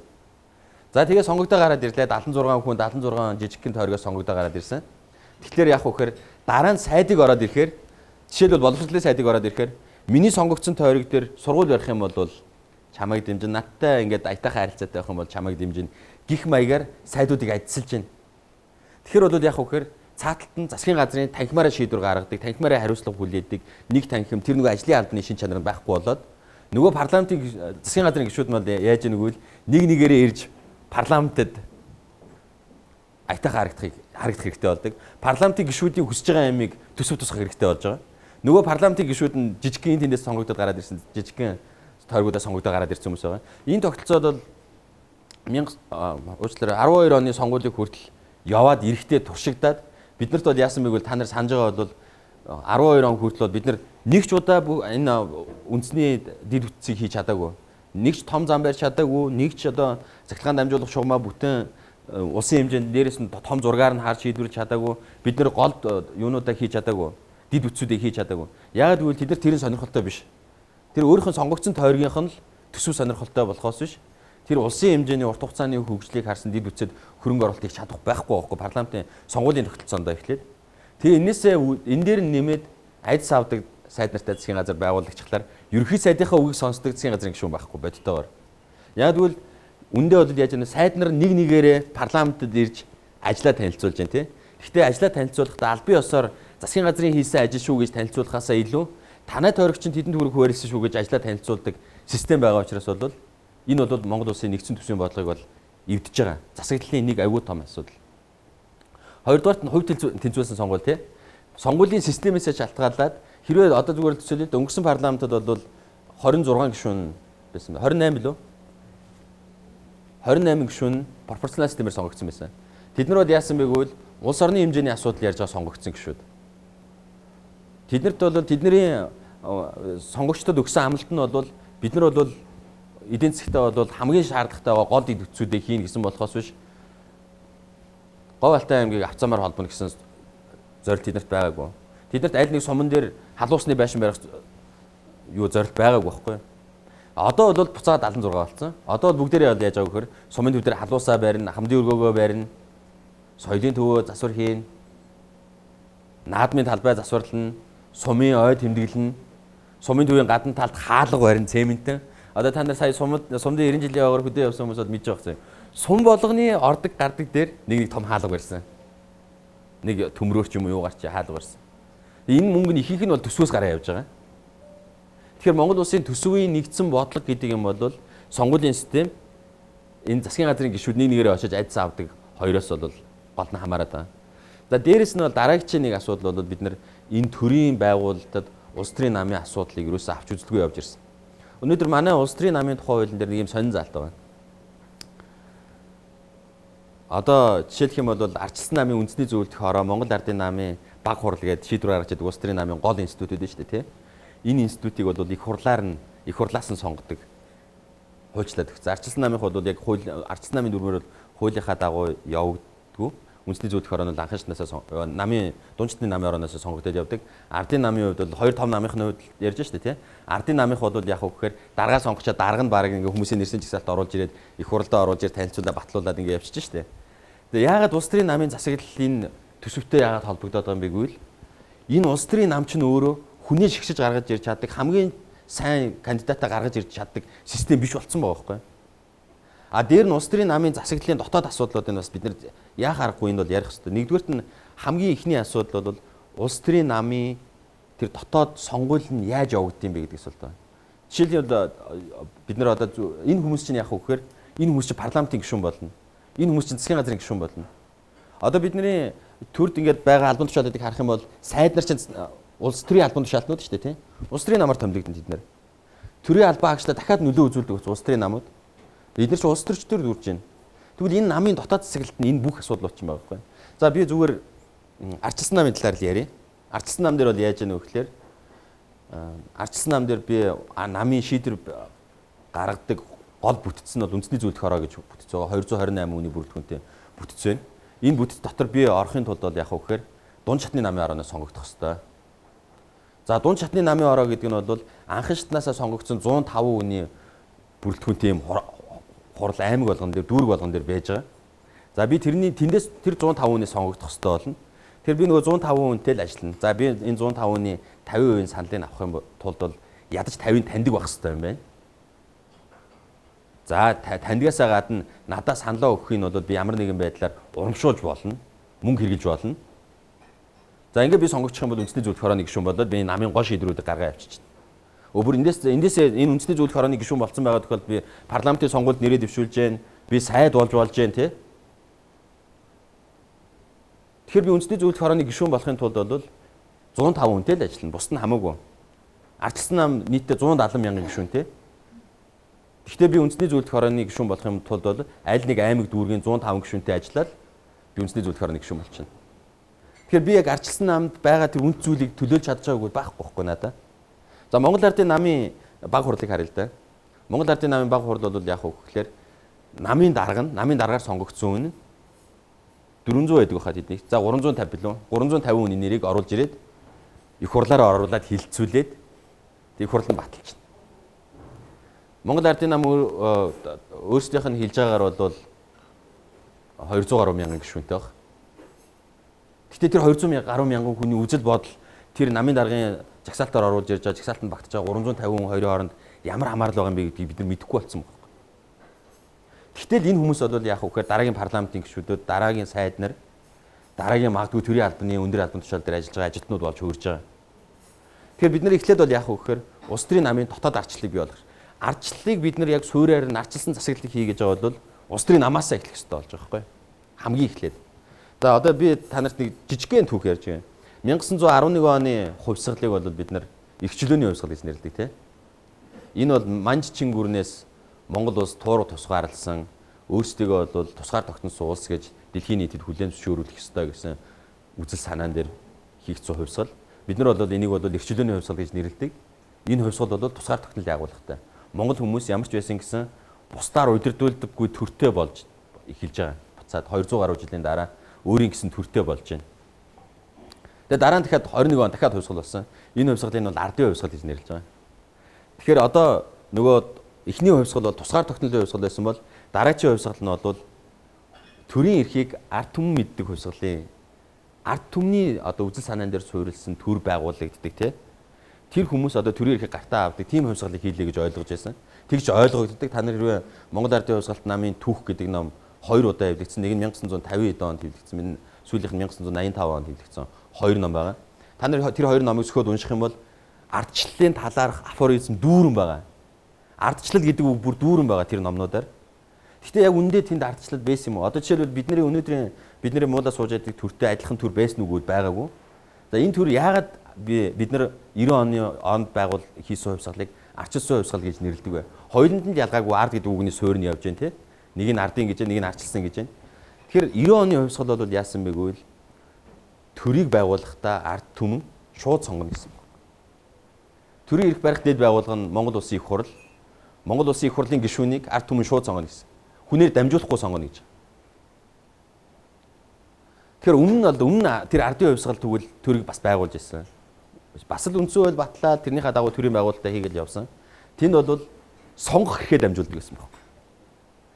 Тэнд бол улс төрийн товчооны гишүүн Монгол Улсын тухайн үеийн 2 сая гаруй хүн амтай ямар ч холбоогүй байсан гэж ойлгож болно. Яагад гэвэл тэд нар ард түмнээс сонгогддгүй байсан тий. Тэд нар бол улс төрийн товчооны гишүүд гэдэг бол ардын их хурлын депутатаас сонгогдчих тий. Баг хурлаасаа сонгогдчихно. Тэгээд улс төрийн товчооны хэдийн гишүүн нэг нарийн бичгийн даргаад тавиад тэрийгээ бол бид нар бол Монгол Улсын эзэн гэж ойлгодог байсан байхгүй. Тэгэхээр төлөөллийн ардчлал гэдэг ойлголтын чинь цааталт бол сонгох хэрэгээ дамжуулж ийн үгүй юу гэдэг чинь түлхүүр асуулт нэ байхгүй. За одоо ардчлал намын одоо бид нар яадаг болсон бэ гэвэл парламентын гишүүнийг бол бид нар өөрсдөө саналаа өгөө шууд сонгодог болсон. Хэдийн муугаар нь дуудаж байгаа ч гэсэндээ бид нар парламентын гишүүнийг шууд сонгож байгаа шүү дээ. А сая бол бүр энэ дээр нь бол үндсэн хуулийн цэц жишээлх юм бол улс төрийн намуудын санд болгосон хүмүүсийг бол шууд сонгогдох зарчмыг эвдээд байна гэд тэр пропорционал системийг чи алга болгосон шүү дээ. Энэ хувийн төлсөн тогтолцоог ч гэсэн алга болгочод байна шүү дээ тий. Тэгвэл бүгдээрээ буцаад улс төрийн намыг харъя л да. Жишээлбэл ардчилсан намын цэцгэлийг харъя л да. Ардчилсан намын одоо хамгийн анханасаа байгуулагдж байгаа бүтц нь бол анхан шатн дээрээс хурлаа игээд сонгоод аймаг дүүргийн намын хороо гэдэг байгууллагыг сонгоо гаргаад ирчих. 105 хүний бүрэлдэхүүнтэй хорог сонгоо гаргачих чинь тийм үү. Тэр 105 хүнээс нь хүнийхэн дунд хүмүүс нь за зарим дүүрэгт 12, зарим аймагуудад 6 гэдэг янз бүрийн тоотой байгаа л да. Үндэсний зөвлөлт хорооны гишүүн гэдэг хүнийг сонгочих чинь. За үндэсний зөвлөлт хорооны гишүүд нь хуралдаж хагаад намын дарга сонгочих байгаа байхгүй. За одоо бүгдээрээ харъя. Ардчилсан намын дарга гэдэг хүн намын гишүүдтэй холбоотой юу гэдэг асуулт байна. Яг гэвэл тэд нэр сонгох хэрэгээ шилжүүлээд өгсөн.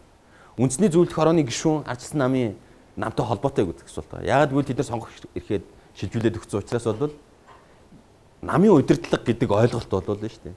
Ардчилсан намтай ямар ч холбоогүй ойлголт болж таарж байгаа байхгүй. Логикоор нь авч үзэх юм бол Монгол Ардын нам ч гэсэн нэг ялгаа байхгүй. Монгол Ардын намын их хурлын төлөөлөгчийг анхан шатнаас сонгож байгаа.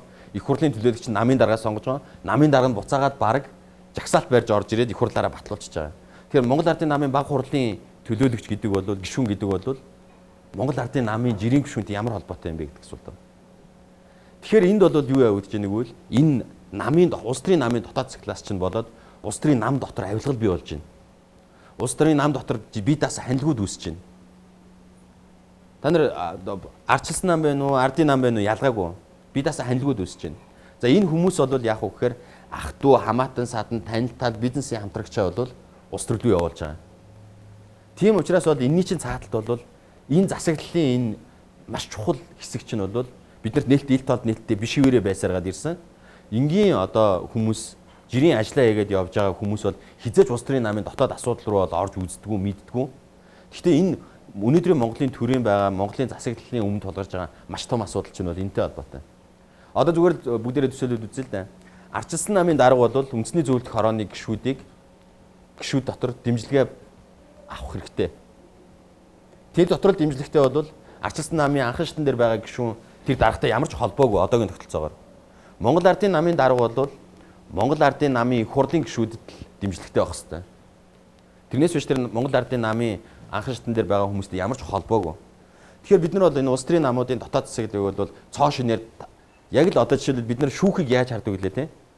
Шүүх ингэж байна, болж байна, болохгүй байна, цалин баг байна. Би даа шийдвэр гаргах эрхийг баталгаажихгүй байна. Эсвэл одоо бид нар юуг засгийн газрыг яаж хардаг вэ те?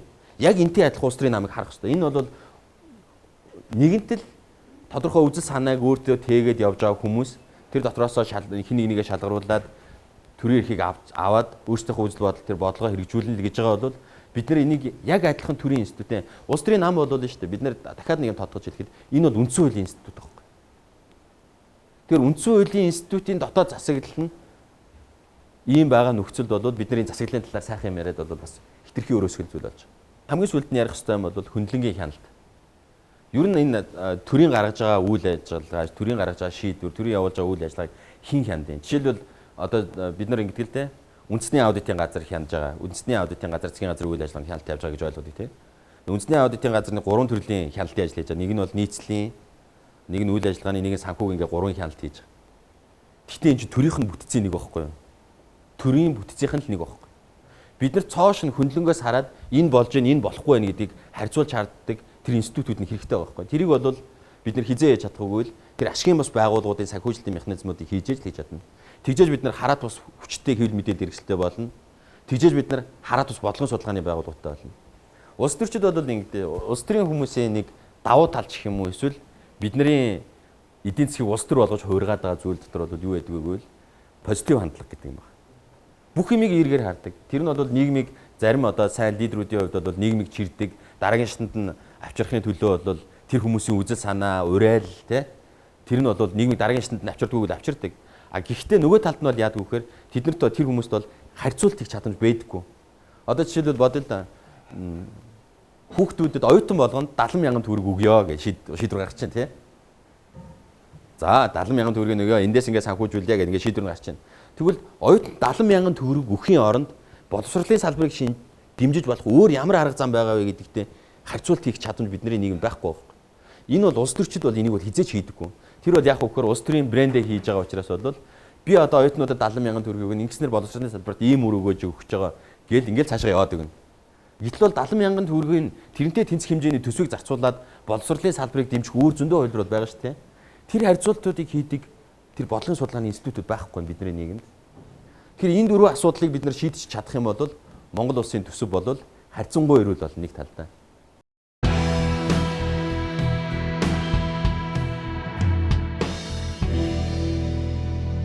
За дараагийн салбар нийгмийн салбар. Энд бол нэлээд төвөгтэй асуудлууд бидний өмнө тавигдаж байгаа. Нэгдүгээрт нь бол боловсролын салбар яригдж байна. Яагаад бидний хүүхдүүд улсын сургуульд суугаад үн төлбөргүй боловсрол аваад өрсөлдөж чадахгүй байгаа. Яагаад ер нь боловсрол үн төлбөргүй байгаа юм? Одоо жишээл эсвэл би хувийн мөнгийг яагаад төлж чадахгүй байгаа? Хувийн энэ боловсролын салбарыг аваад явж болох уу? Мэдээж бол үндсэн хуулинд бол ерөнхий боловсрол бол үн төлбөргүй байна Монгол улсад. Монгол улсын иргэн болгон үн төлбөргүйгээр ерөнхий боловсрол авах хэрэгтэй.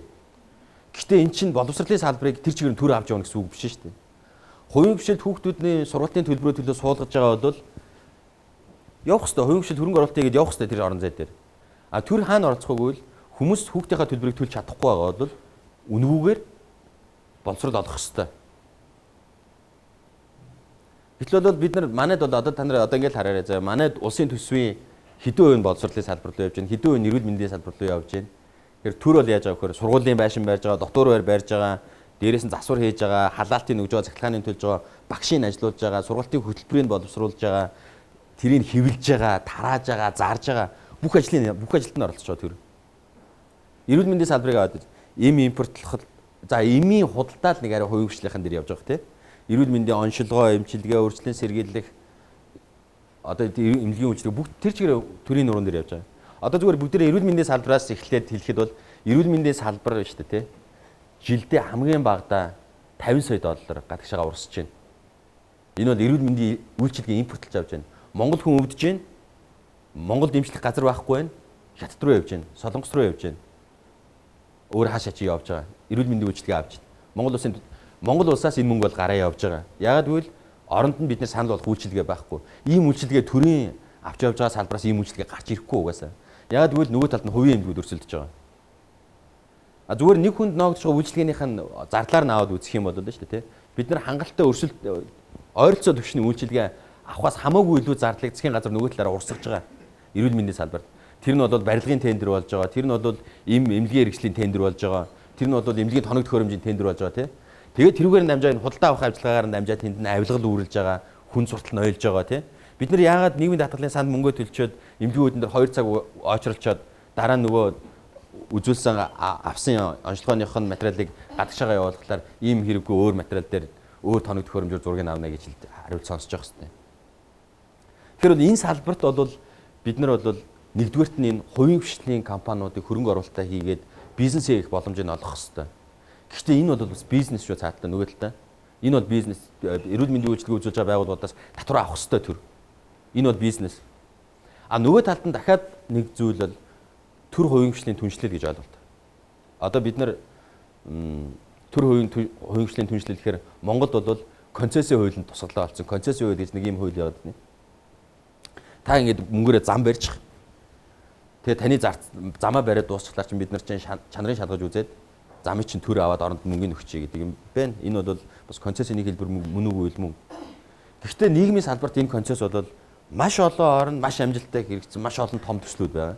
За зүгээр хялбархан тайлбарлах гэдэг үзэл. Концесс гэж юу юу гэлээ да. Ер нь энэ төр хувийн хвшлийн түншлэл гэдгийн цаалт ямар ойлголт байгаа юм бэ гэхээр альва одоо юу гэдэг нь төсөл хөтөлбөрийг хэрэгжүүлэхэд бол 3 юм байна. За нэгдүгээрт нь бол дизайн гэдэг юм ойлголт байна. Дизайн гэдэг нь одоо юу гэдэг нь тэр одоо байшин барилгаар бол ямар хэлбэртэй байшин байх юм те хэрэгтэй юм уу хэрэггүй юм уу те тэгээд хэрэгтэй юм бол энэ байшин хаанаа өрөөтэй байх ямар зорилгоор ажиллах юм гээд энэ юмнуудыг хийдэг юм байна. А боловсролын салбарт бол жишээлх юм бол сургалтын хөтөлбөр байна те гарын авлага материал байна дизайныхаа юмнууд орж байгаа. Дараагийн нэг юм нь үйл ажиллагаа байна. Үйл ажиллагаа гэдэг нь одоо боловсрол дээр бол хичээл заадаг, эмнэлэг дээр бол сувилгаа үзүүлдэг те үйлчилгээнүүд байна. Үйл ажиллагаа явж байна. За нөгөө нэг юм нь санхүүжилт. Хин санхүүжүүлэх юм бэ? Ер нь энэ 3 асуудлыг хин шийдвэл илүү ач холбогдолтой юм байна. Жишээлбэл төр хийвэл дээр байд юм уу? Эсвэл хувийн компани хийвэл дээр байд юм уу гэдэг асуултанд хариулах замаар бид нар боловсрол эрүүл мэндийн салбарыг оронгоор нь өрчилж болно. Гэхдээ бол хөгжлийн дараагийн шин түвшинд гарах бололцоо байгаа. Зүгээр л хэдүүлээ бодоод үзэл дээ. 3 4 дугаар бол одоо зүгээр л хийсвэрлээ те. За 3 4 дугаар бол Улаанбаатар хотын дундаж газар. Дундаж орлоготой хүмүүс амьдарч байна. Орон сууцны байшингуудтай, сургуулиудтай те. За тэнд бол 15 мянган хүүхэд ингээд сургуульд сурч яах гэж бодъё те. Ерхий боловсролын сургууль ч юм. Сурч яах гэж бодъё. За тэнд нь бол 15 мянган хүүхэд сурж байгаагийн 2 мянган нь бол хувийн сургуульд, буцаад 13 мянган нь бол улсын сургуульд сурч яах гэж бодъё л да. Төсөөлчээ те. Тэгээ одоо бол ямар асуудал байгаа вэ гэхээр нэг ангид 70 хүүхэд суугаад байна. Сургууль нэмж барья гэдэг асуудал тавьж байгаа. Тэгэл засгийн газар сургууль барина. Бараг хувийн хвшлийнхэн нэг сургууль барьчих мөнгөөр, 2 сургууль барьчих мөнгөөр засгийн газрын зардлаар явахаар ягаад ч нэг сургууль барьж байгаа. А тэгээ боловсролын чанарыг сайжрахгүй байгаа. Бодиттой бид нар зүгээр л хүүхдүүдэд ерөнхий боловсролын сургуульд сурах ёстой гэдэг үүднээс сургаж байгаа болохоос биш. Бодиттой тэнд боловсролын чанар сайжрахгүй байгаа байхгүй. А тэгвэл бид нар энэ төр хувийн хвшлийн түвшлийг ашигласнараа бол яах вэ гэхээр за эхлээд газрыг авчий те. За энд байршлыг харж байгаад энд бол сургуулийн хүүхэд ингээд явчиход зам ам хөндлөн гардгүй айтайхан байршилтай байна. За энийг сонгоч игээд газрыг эхлээд засгийн газар авчий те. Тэгвэл тэ сонгож тохируулж заарлаа да. Энэ газар дээр өөрийнхөө мөнгөөр сургууль бариад нэг жилийн сургалтын төлбөрийг 400 мянган төгрөгөөс хэтрүүлэхгүй 10 жилийн боловсролын үйлчилгээ үзүүлэх байгууллага байна уу гэж зарлаад үзээ л да бүгдээрээ. За магадгүй гарч ирэхгүй бах те.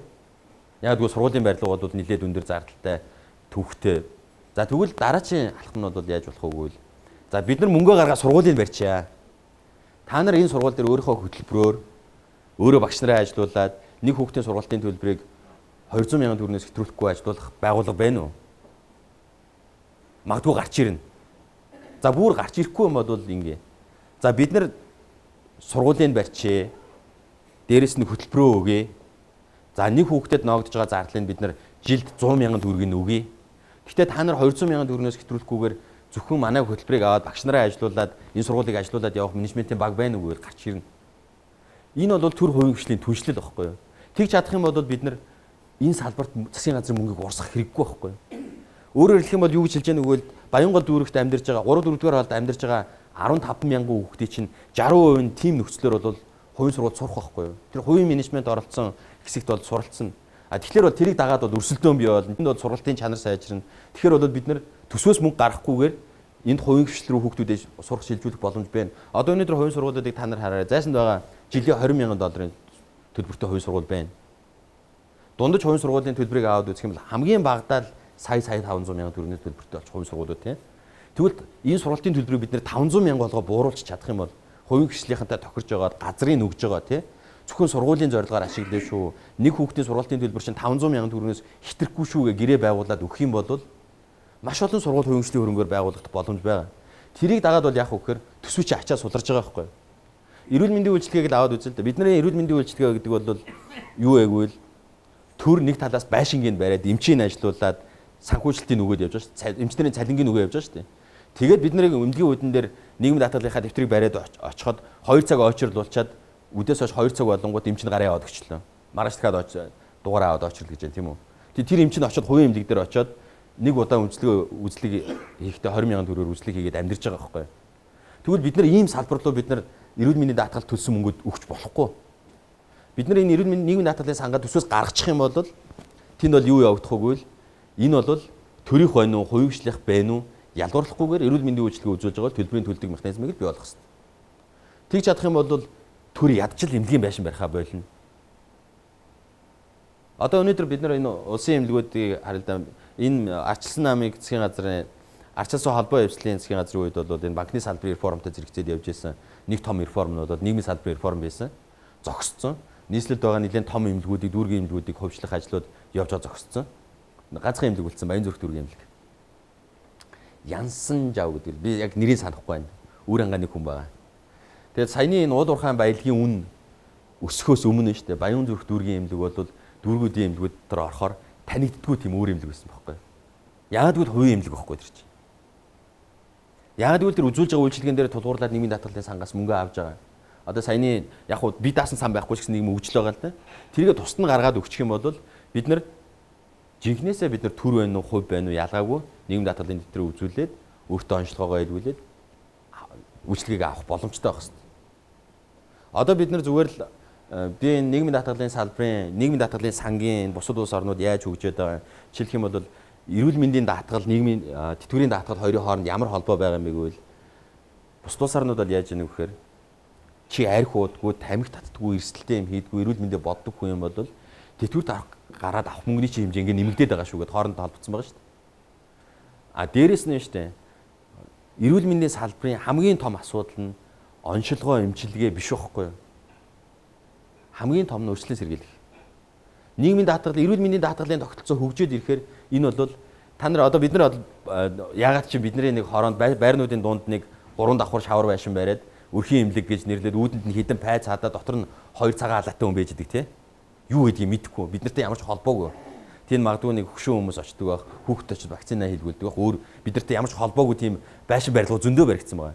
Тэрийг дагаад энэ юуны өрхийн эмнэлгүүдээ зөндөө байшин барилгууд хүмүүс ажиллаж байна. Зөндөө их зардал гарч байгаа төсвөөс.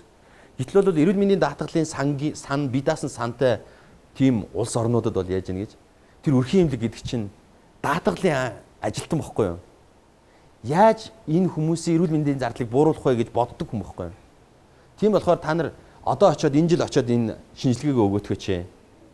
Ягаад гэвэл энэ хүн чинь эрт оншилохгүй бол дараа нь зөндөө зардал гарч магадгүй шүү дээ, тий? Өгөөтгөөч. Тамхитай байвал тамхинаас буур гаргадаг ийм хөтөлбөр байна. Архинаас гаргадаг ийм хөтөлбөр байна. Энд хамрагдаад гаач. Хаяа нэг жингийн үзээд таны жингийн хэлбэл жоох юм байна. Хоол хүнсээ чинь ингээд зохицуулчаа гэдэг даатгалын ажилтан байхгүй бид нар чинь. Тэр биднэрт бол юу байгаа вэ гэвэл бид нар бол засгийн газар дамжуулаад баахан эмнэлэг барьж байгаа, сургууль барьж байгаа. Тэгээд цааталт нь биднэрт өгж байгаа юм нь бол 2 цаг очирлуулад ямар ч үйлчилгээ өгөлгүй маргааш ирээрээ гэдээ явуулдаг эрүүл мэндийн үйлчилгээ үлдчихэж байгаа. Тэгэхээр бид нэр энэ нийгмийн салбарын шинжилэл дотор бол энийг бол заавал хийх. Ер нь бидний хүлээгдээд 20 жил хийгдээгүй реформыг бид нар одоо л эхлүүлэх хэрэгтэй. Тэгж чадах юм бол бид нар 10 жилийн дараа гэхэд бол баталгаатай ирээдүйтэй болно. Тэгээ бид нар түрүүн хамгийн ихэнд гарсан слайдыг санаж байна та нар. Энэ Америкийн зээлийн дундаж хөө, Солонгосын тэгээд манай хоёр хөрших, Японых, Англи эдийн засгийн хүнүүдээс нь тий. Бид нар зээлийн бодит хүүгээ жилийн 4% болгочиход бид нар өсөж чадна. Энэ бол бид нар яаж яах вэ? Бид нар хятадын зээлийн хүүтэй ойролцоо очиж байна. Бид нар хятадтай ижлэхэн зардлаар бүтээгдэхүүн үйлдвэрлэх боломж бий болж байна гэсэн үг. Эдийн засгийн агуулгаараа. Тэгвэл бид нар хятад махаа зарж чадна, сүүгээ зарж чадна. Бид нар хятад магадгүй эрүүл хүнсний ногоогоо зарж чадна. Бид нар Оросд зарж чадна.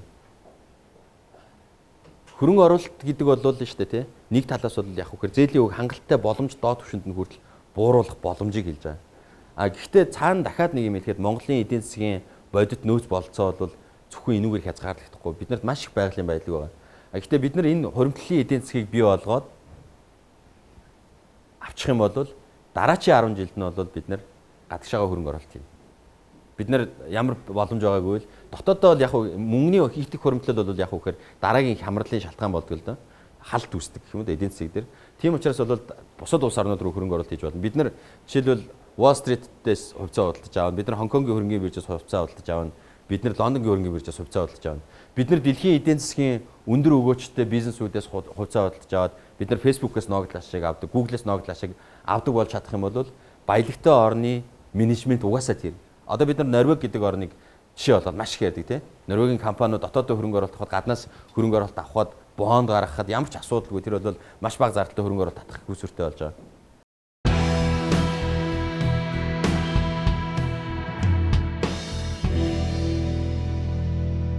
Бид нар одоо хөгжлийн төвшингээ харъя. Манайхан мэдлэгийн эдийн засгийг бий болгоно гэж ярьдаг тийм. Худлаа. Мэдлэгийн эдийн засаг бол 5 жилд 10 жилд бий болдог зүйл биш. Хамгийн эхлээд бол бид нар хуримтлалын эдийн засагт болох хэрэгтэй. Мөнгөө хуримтлуулъя. Дотоодынхоо компаниудыг тэтгэе. Эн чинь угаасаа цаашаа явах үгээр эдийн засгийн өсөлтөө дэмжинэ. Эн чинь ажлын байрыг нэмэгдүүлнэ. Ажлын байр нэмэгдээд ирэхээр хөдөлмөрийн зах зээл дээр өрсөлдөө үүснэ. Хүмүүсийн орлого нэмэгдэнэ. Ингээ бид нар зүгээр хуримтлалаар тэтгэгдсэн дотоод эдийн засгтаа болоод илүү гарсныгаа гадагшаа хөрөнгө оруулалт хийгээд явъя. За магадгүй тэрний дараа бол бид нар дараачийн хөгжлийн шатанд ажиллаж байна. Энэ бол дэлхийн зах зээл дээр өрсөлдөх чадвартай бүтээгдэхүүн үйлдвэрлэх боломжтой болж байна. Яг тэгвэл бидний бизнес их нөхцлүүд нь ижлэхэн болцсон. Дээрээс нь хуримтлалтай бидний гадаад одоо юу гэдэг нь олон улсын зээлзэх зэрэг нэмэгдчих юм бол бид нар жинхнээсээ дараачийн 10 жилд эхний 10 жилдээ бид зөвхөн энэ хуримтлалын эдийн засгийг л бий болгоё. Энэ дээр бол төсвийн реформ л хэрэгтэй. Бид нар нийгмийн салбарын реформ л хэрэгтэй. Бид нар гаднаас мөнгө хаах хэрэггүй. Зүгээр саяны төсвөө сайжруулаад, дотоод засаглаа сайжруулаад нийгмийн салбартаа реформ хийчих юм бол бид нар 25 он гэхэд бид нар хуримтлалын эдийн засгийг бий болгож чадна. За тэрний дараа нь бол бид нар дараачийн 10 жилийнхаа зорилтыг тавья тий. Бид нар экспортын бүтээгдэхүүн үйлдвэрлэнэ. Бид нар хятадтай юугаараа ямар нэг бүтээгдэхүүнээр өрсөлдөнө, Оросуудтай ямар нэг бүтээгдэхүүнээр өрсөлдөнө, Солонгостой зүүн өмнөд Азийн зах зээл дээр ийм бүтээгдэхүүнээр өрсөлдөнө гэдэг эдийн засгийн суурьуудыг тавих болцоо олно. За тэрний дараа бол магадгүй бид нар мэдлэгийн эдийн засаг, бид нар биотехнологийн, нанотехнологийн, мэдээллийн технологийн өндөр одоо мэдлэгч гэсэн ийм бүтээгдэхүүнийг үйлдвэрлэх гэсэн ийм л төсөл байна. Тэгэхээр одоо бид нар гинт одоо мэдлэгийн эдийн засгийн суурийг тавиал Монгол улс ингээд мэдлэгч гэсэн Apple-тэй өрсөлдөж байгаа юм шиг ийм өндөр түвшний бүтээгдэхүүн үйлдвэрлэж гаргаад дэлхийн зах зээл дээр өрсөлдөнө гэвэл худлаа. Тэр энэний суурийг тавихын тулд бид нар эх 10 жилд бол энийг хийх ёстой. Хэрвээ бид нар хуримтлал үүсгэж чадахгүй юм бол бусдын март.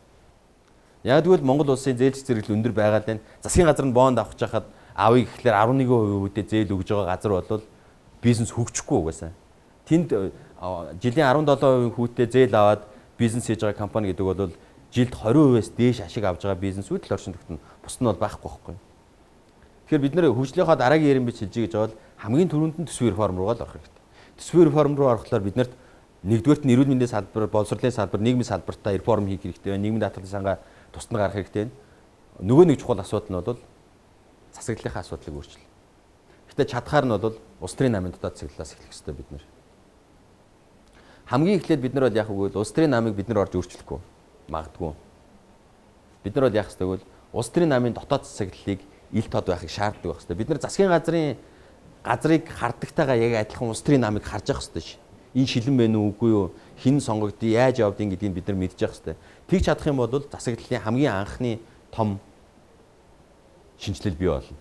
Тэгэхээр энэ дээр бол зөвхөн одоо улс төрийн намтай холбоотой гэдээ бид нар жоохон өнгөцгөнд үгэнжээж магадгүй л дээ. Гэтэл энд бол улс төрийн намын дотоод засаглал, улс төрийн намын тухай хууль, сонгуулийн тухай хууль, төрийн албаны тухай хууль гэдэг дөрвөн том хууль. Энэ дөрвөн хууль яаж өөрчлөгдөх үү гэдгээс тэр улс төрийн нам гэдэг юм бол яаж өөрчлөгдөх нь тодорхой байна. Тэгэхээр одоо 2000 би бол арчилсан намын үнэлтэй 2016 он бол арчилсан намын дотоод шинжилгээний он. Магадгүй дахиад 17 он дахиад өөрчлөх ёстой. 18 он дахиад өөрчлөх ёстой. 20 он дахиад өөрчлөх ёстой. шинжилт бол тасралтгүй процесс. А гэхдээ бол бид нар бол яг үгээр нэг юмыг зөв ойлгох хэрэгтэй. Улс төрийн намын дотоод асуудал бол тэрнийг намын дотор нь байгаа хин дарга болох, хин одоо ямар шийдвэр гаргах тухайн асуудал биш.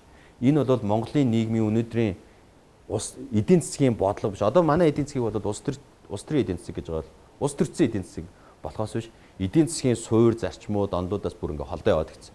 Яг тэгвэл бүх шийдвэр нь бол улс төрөөс хамаарч гардаг учраас энд бол эдийн засгийн юм айгүй багтаа байхгүй. Маш бага байна. Эдийн засгийн одоо эдийн засгийн зарчмууд дээр суурилсан, эдийн засгийн бодлогын зарчмууд дээр суурилсан шийдвэр байхгүй. Улс төрийн шийдвэрүүд гараад яваад байгаагийн хамгийн гол үндсэн шалтгаан нь бол улс төрийн намтай холбоотой зардалтай. За баярлалаа.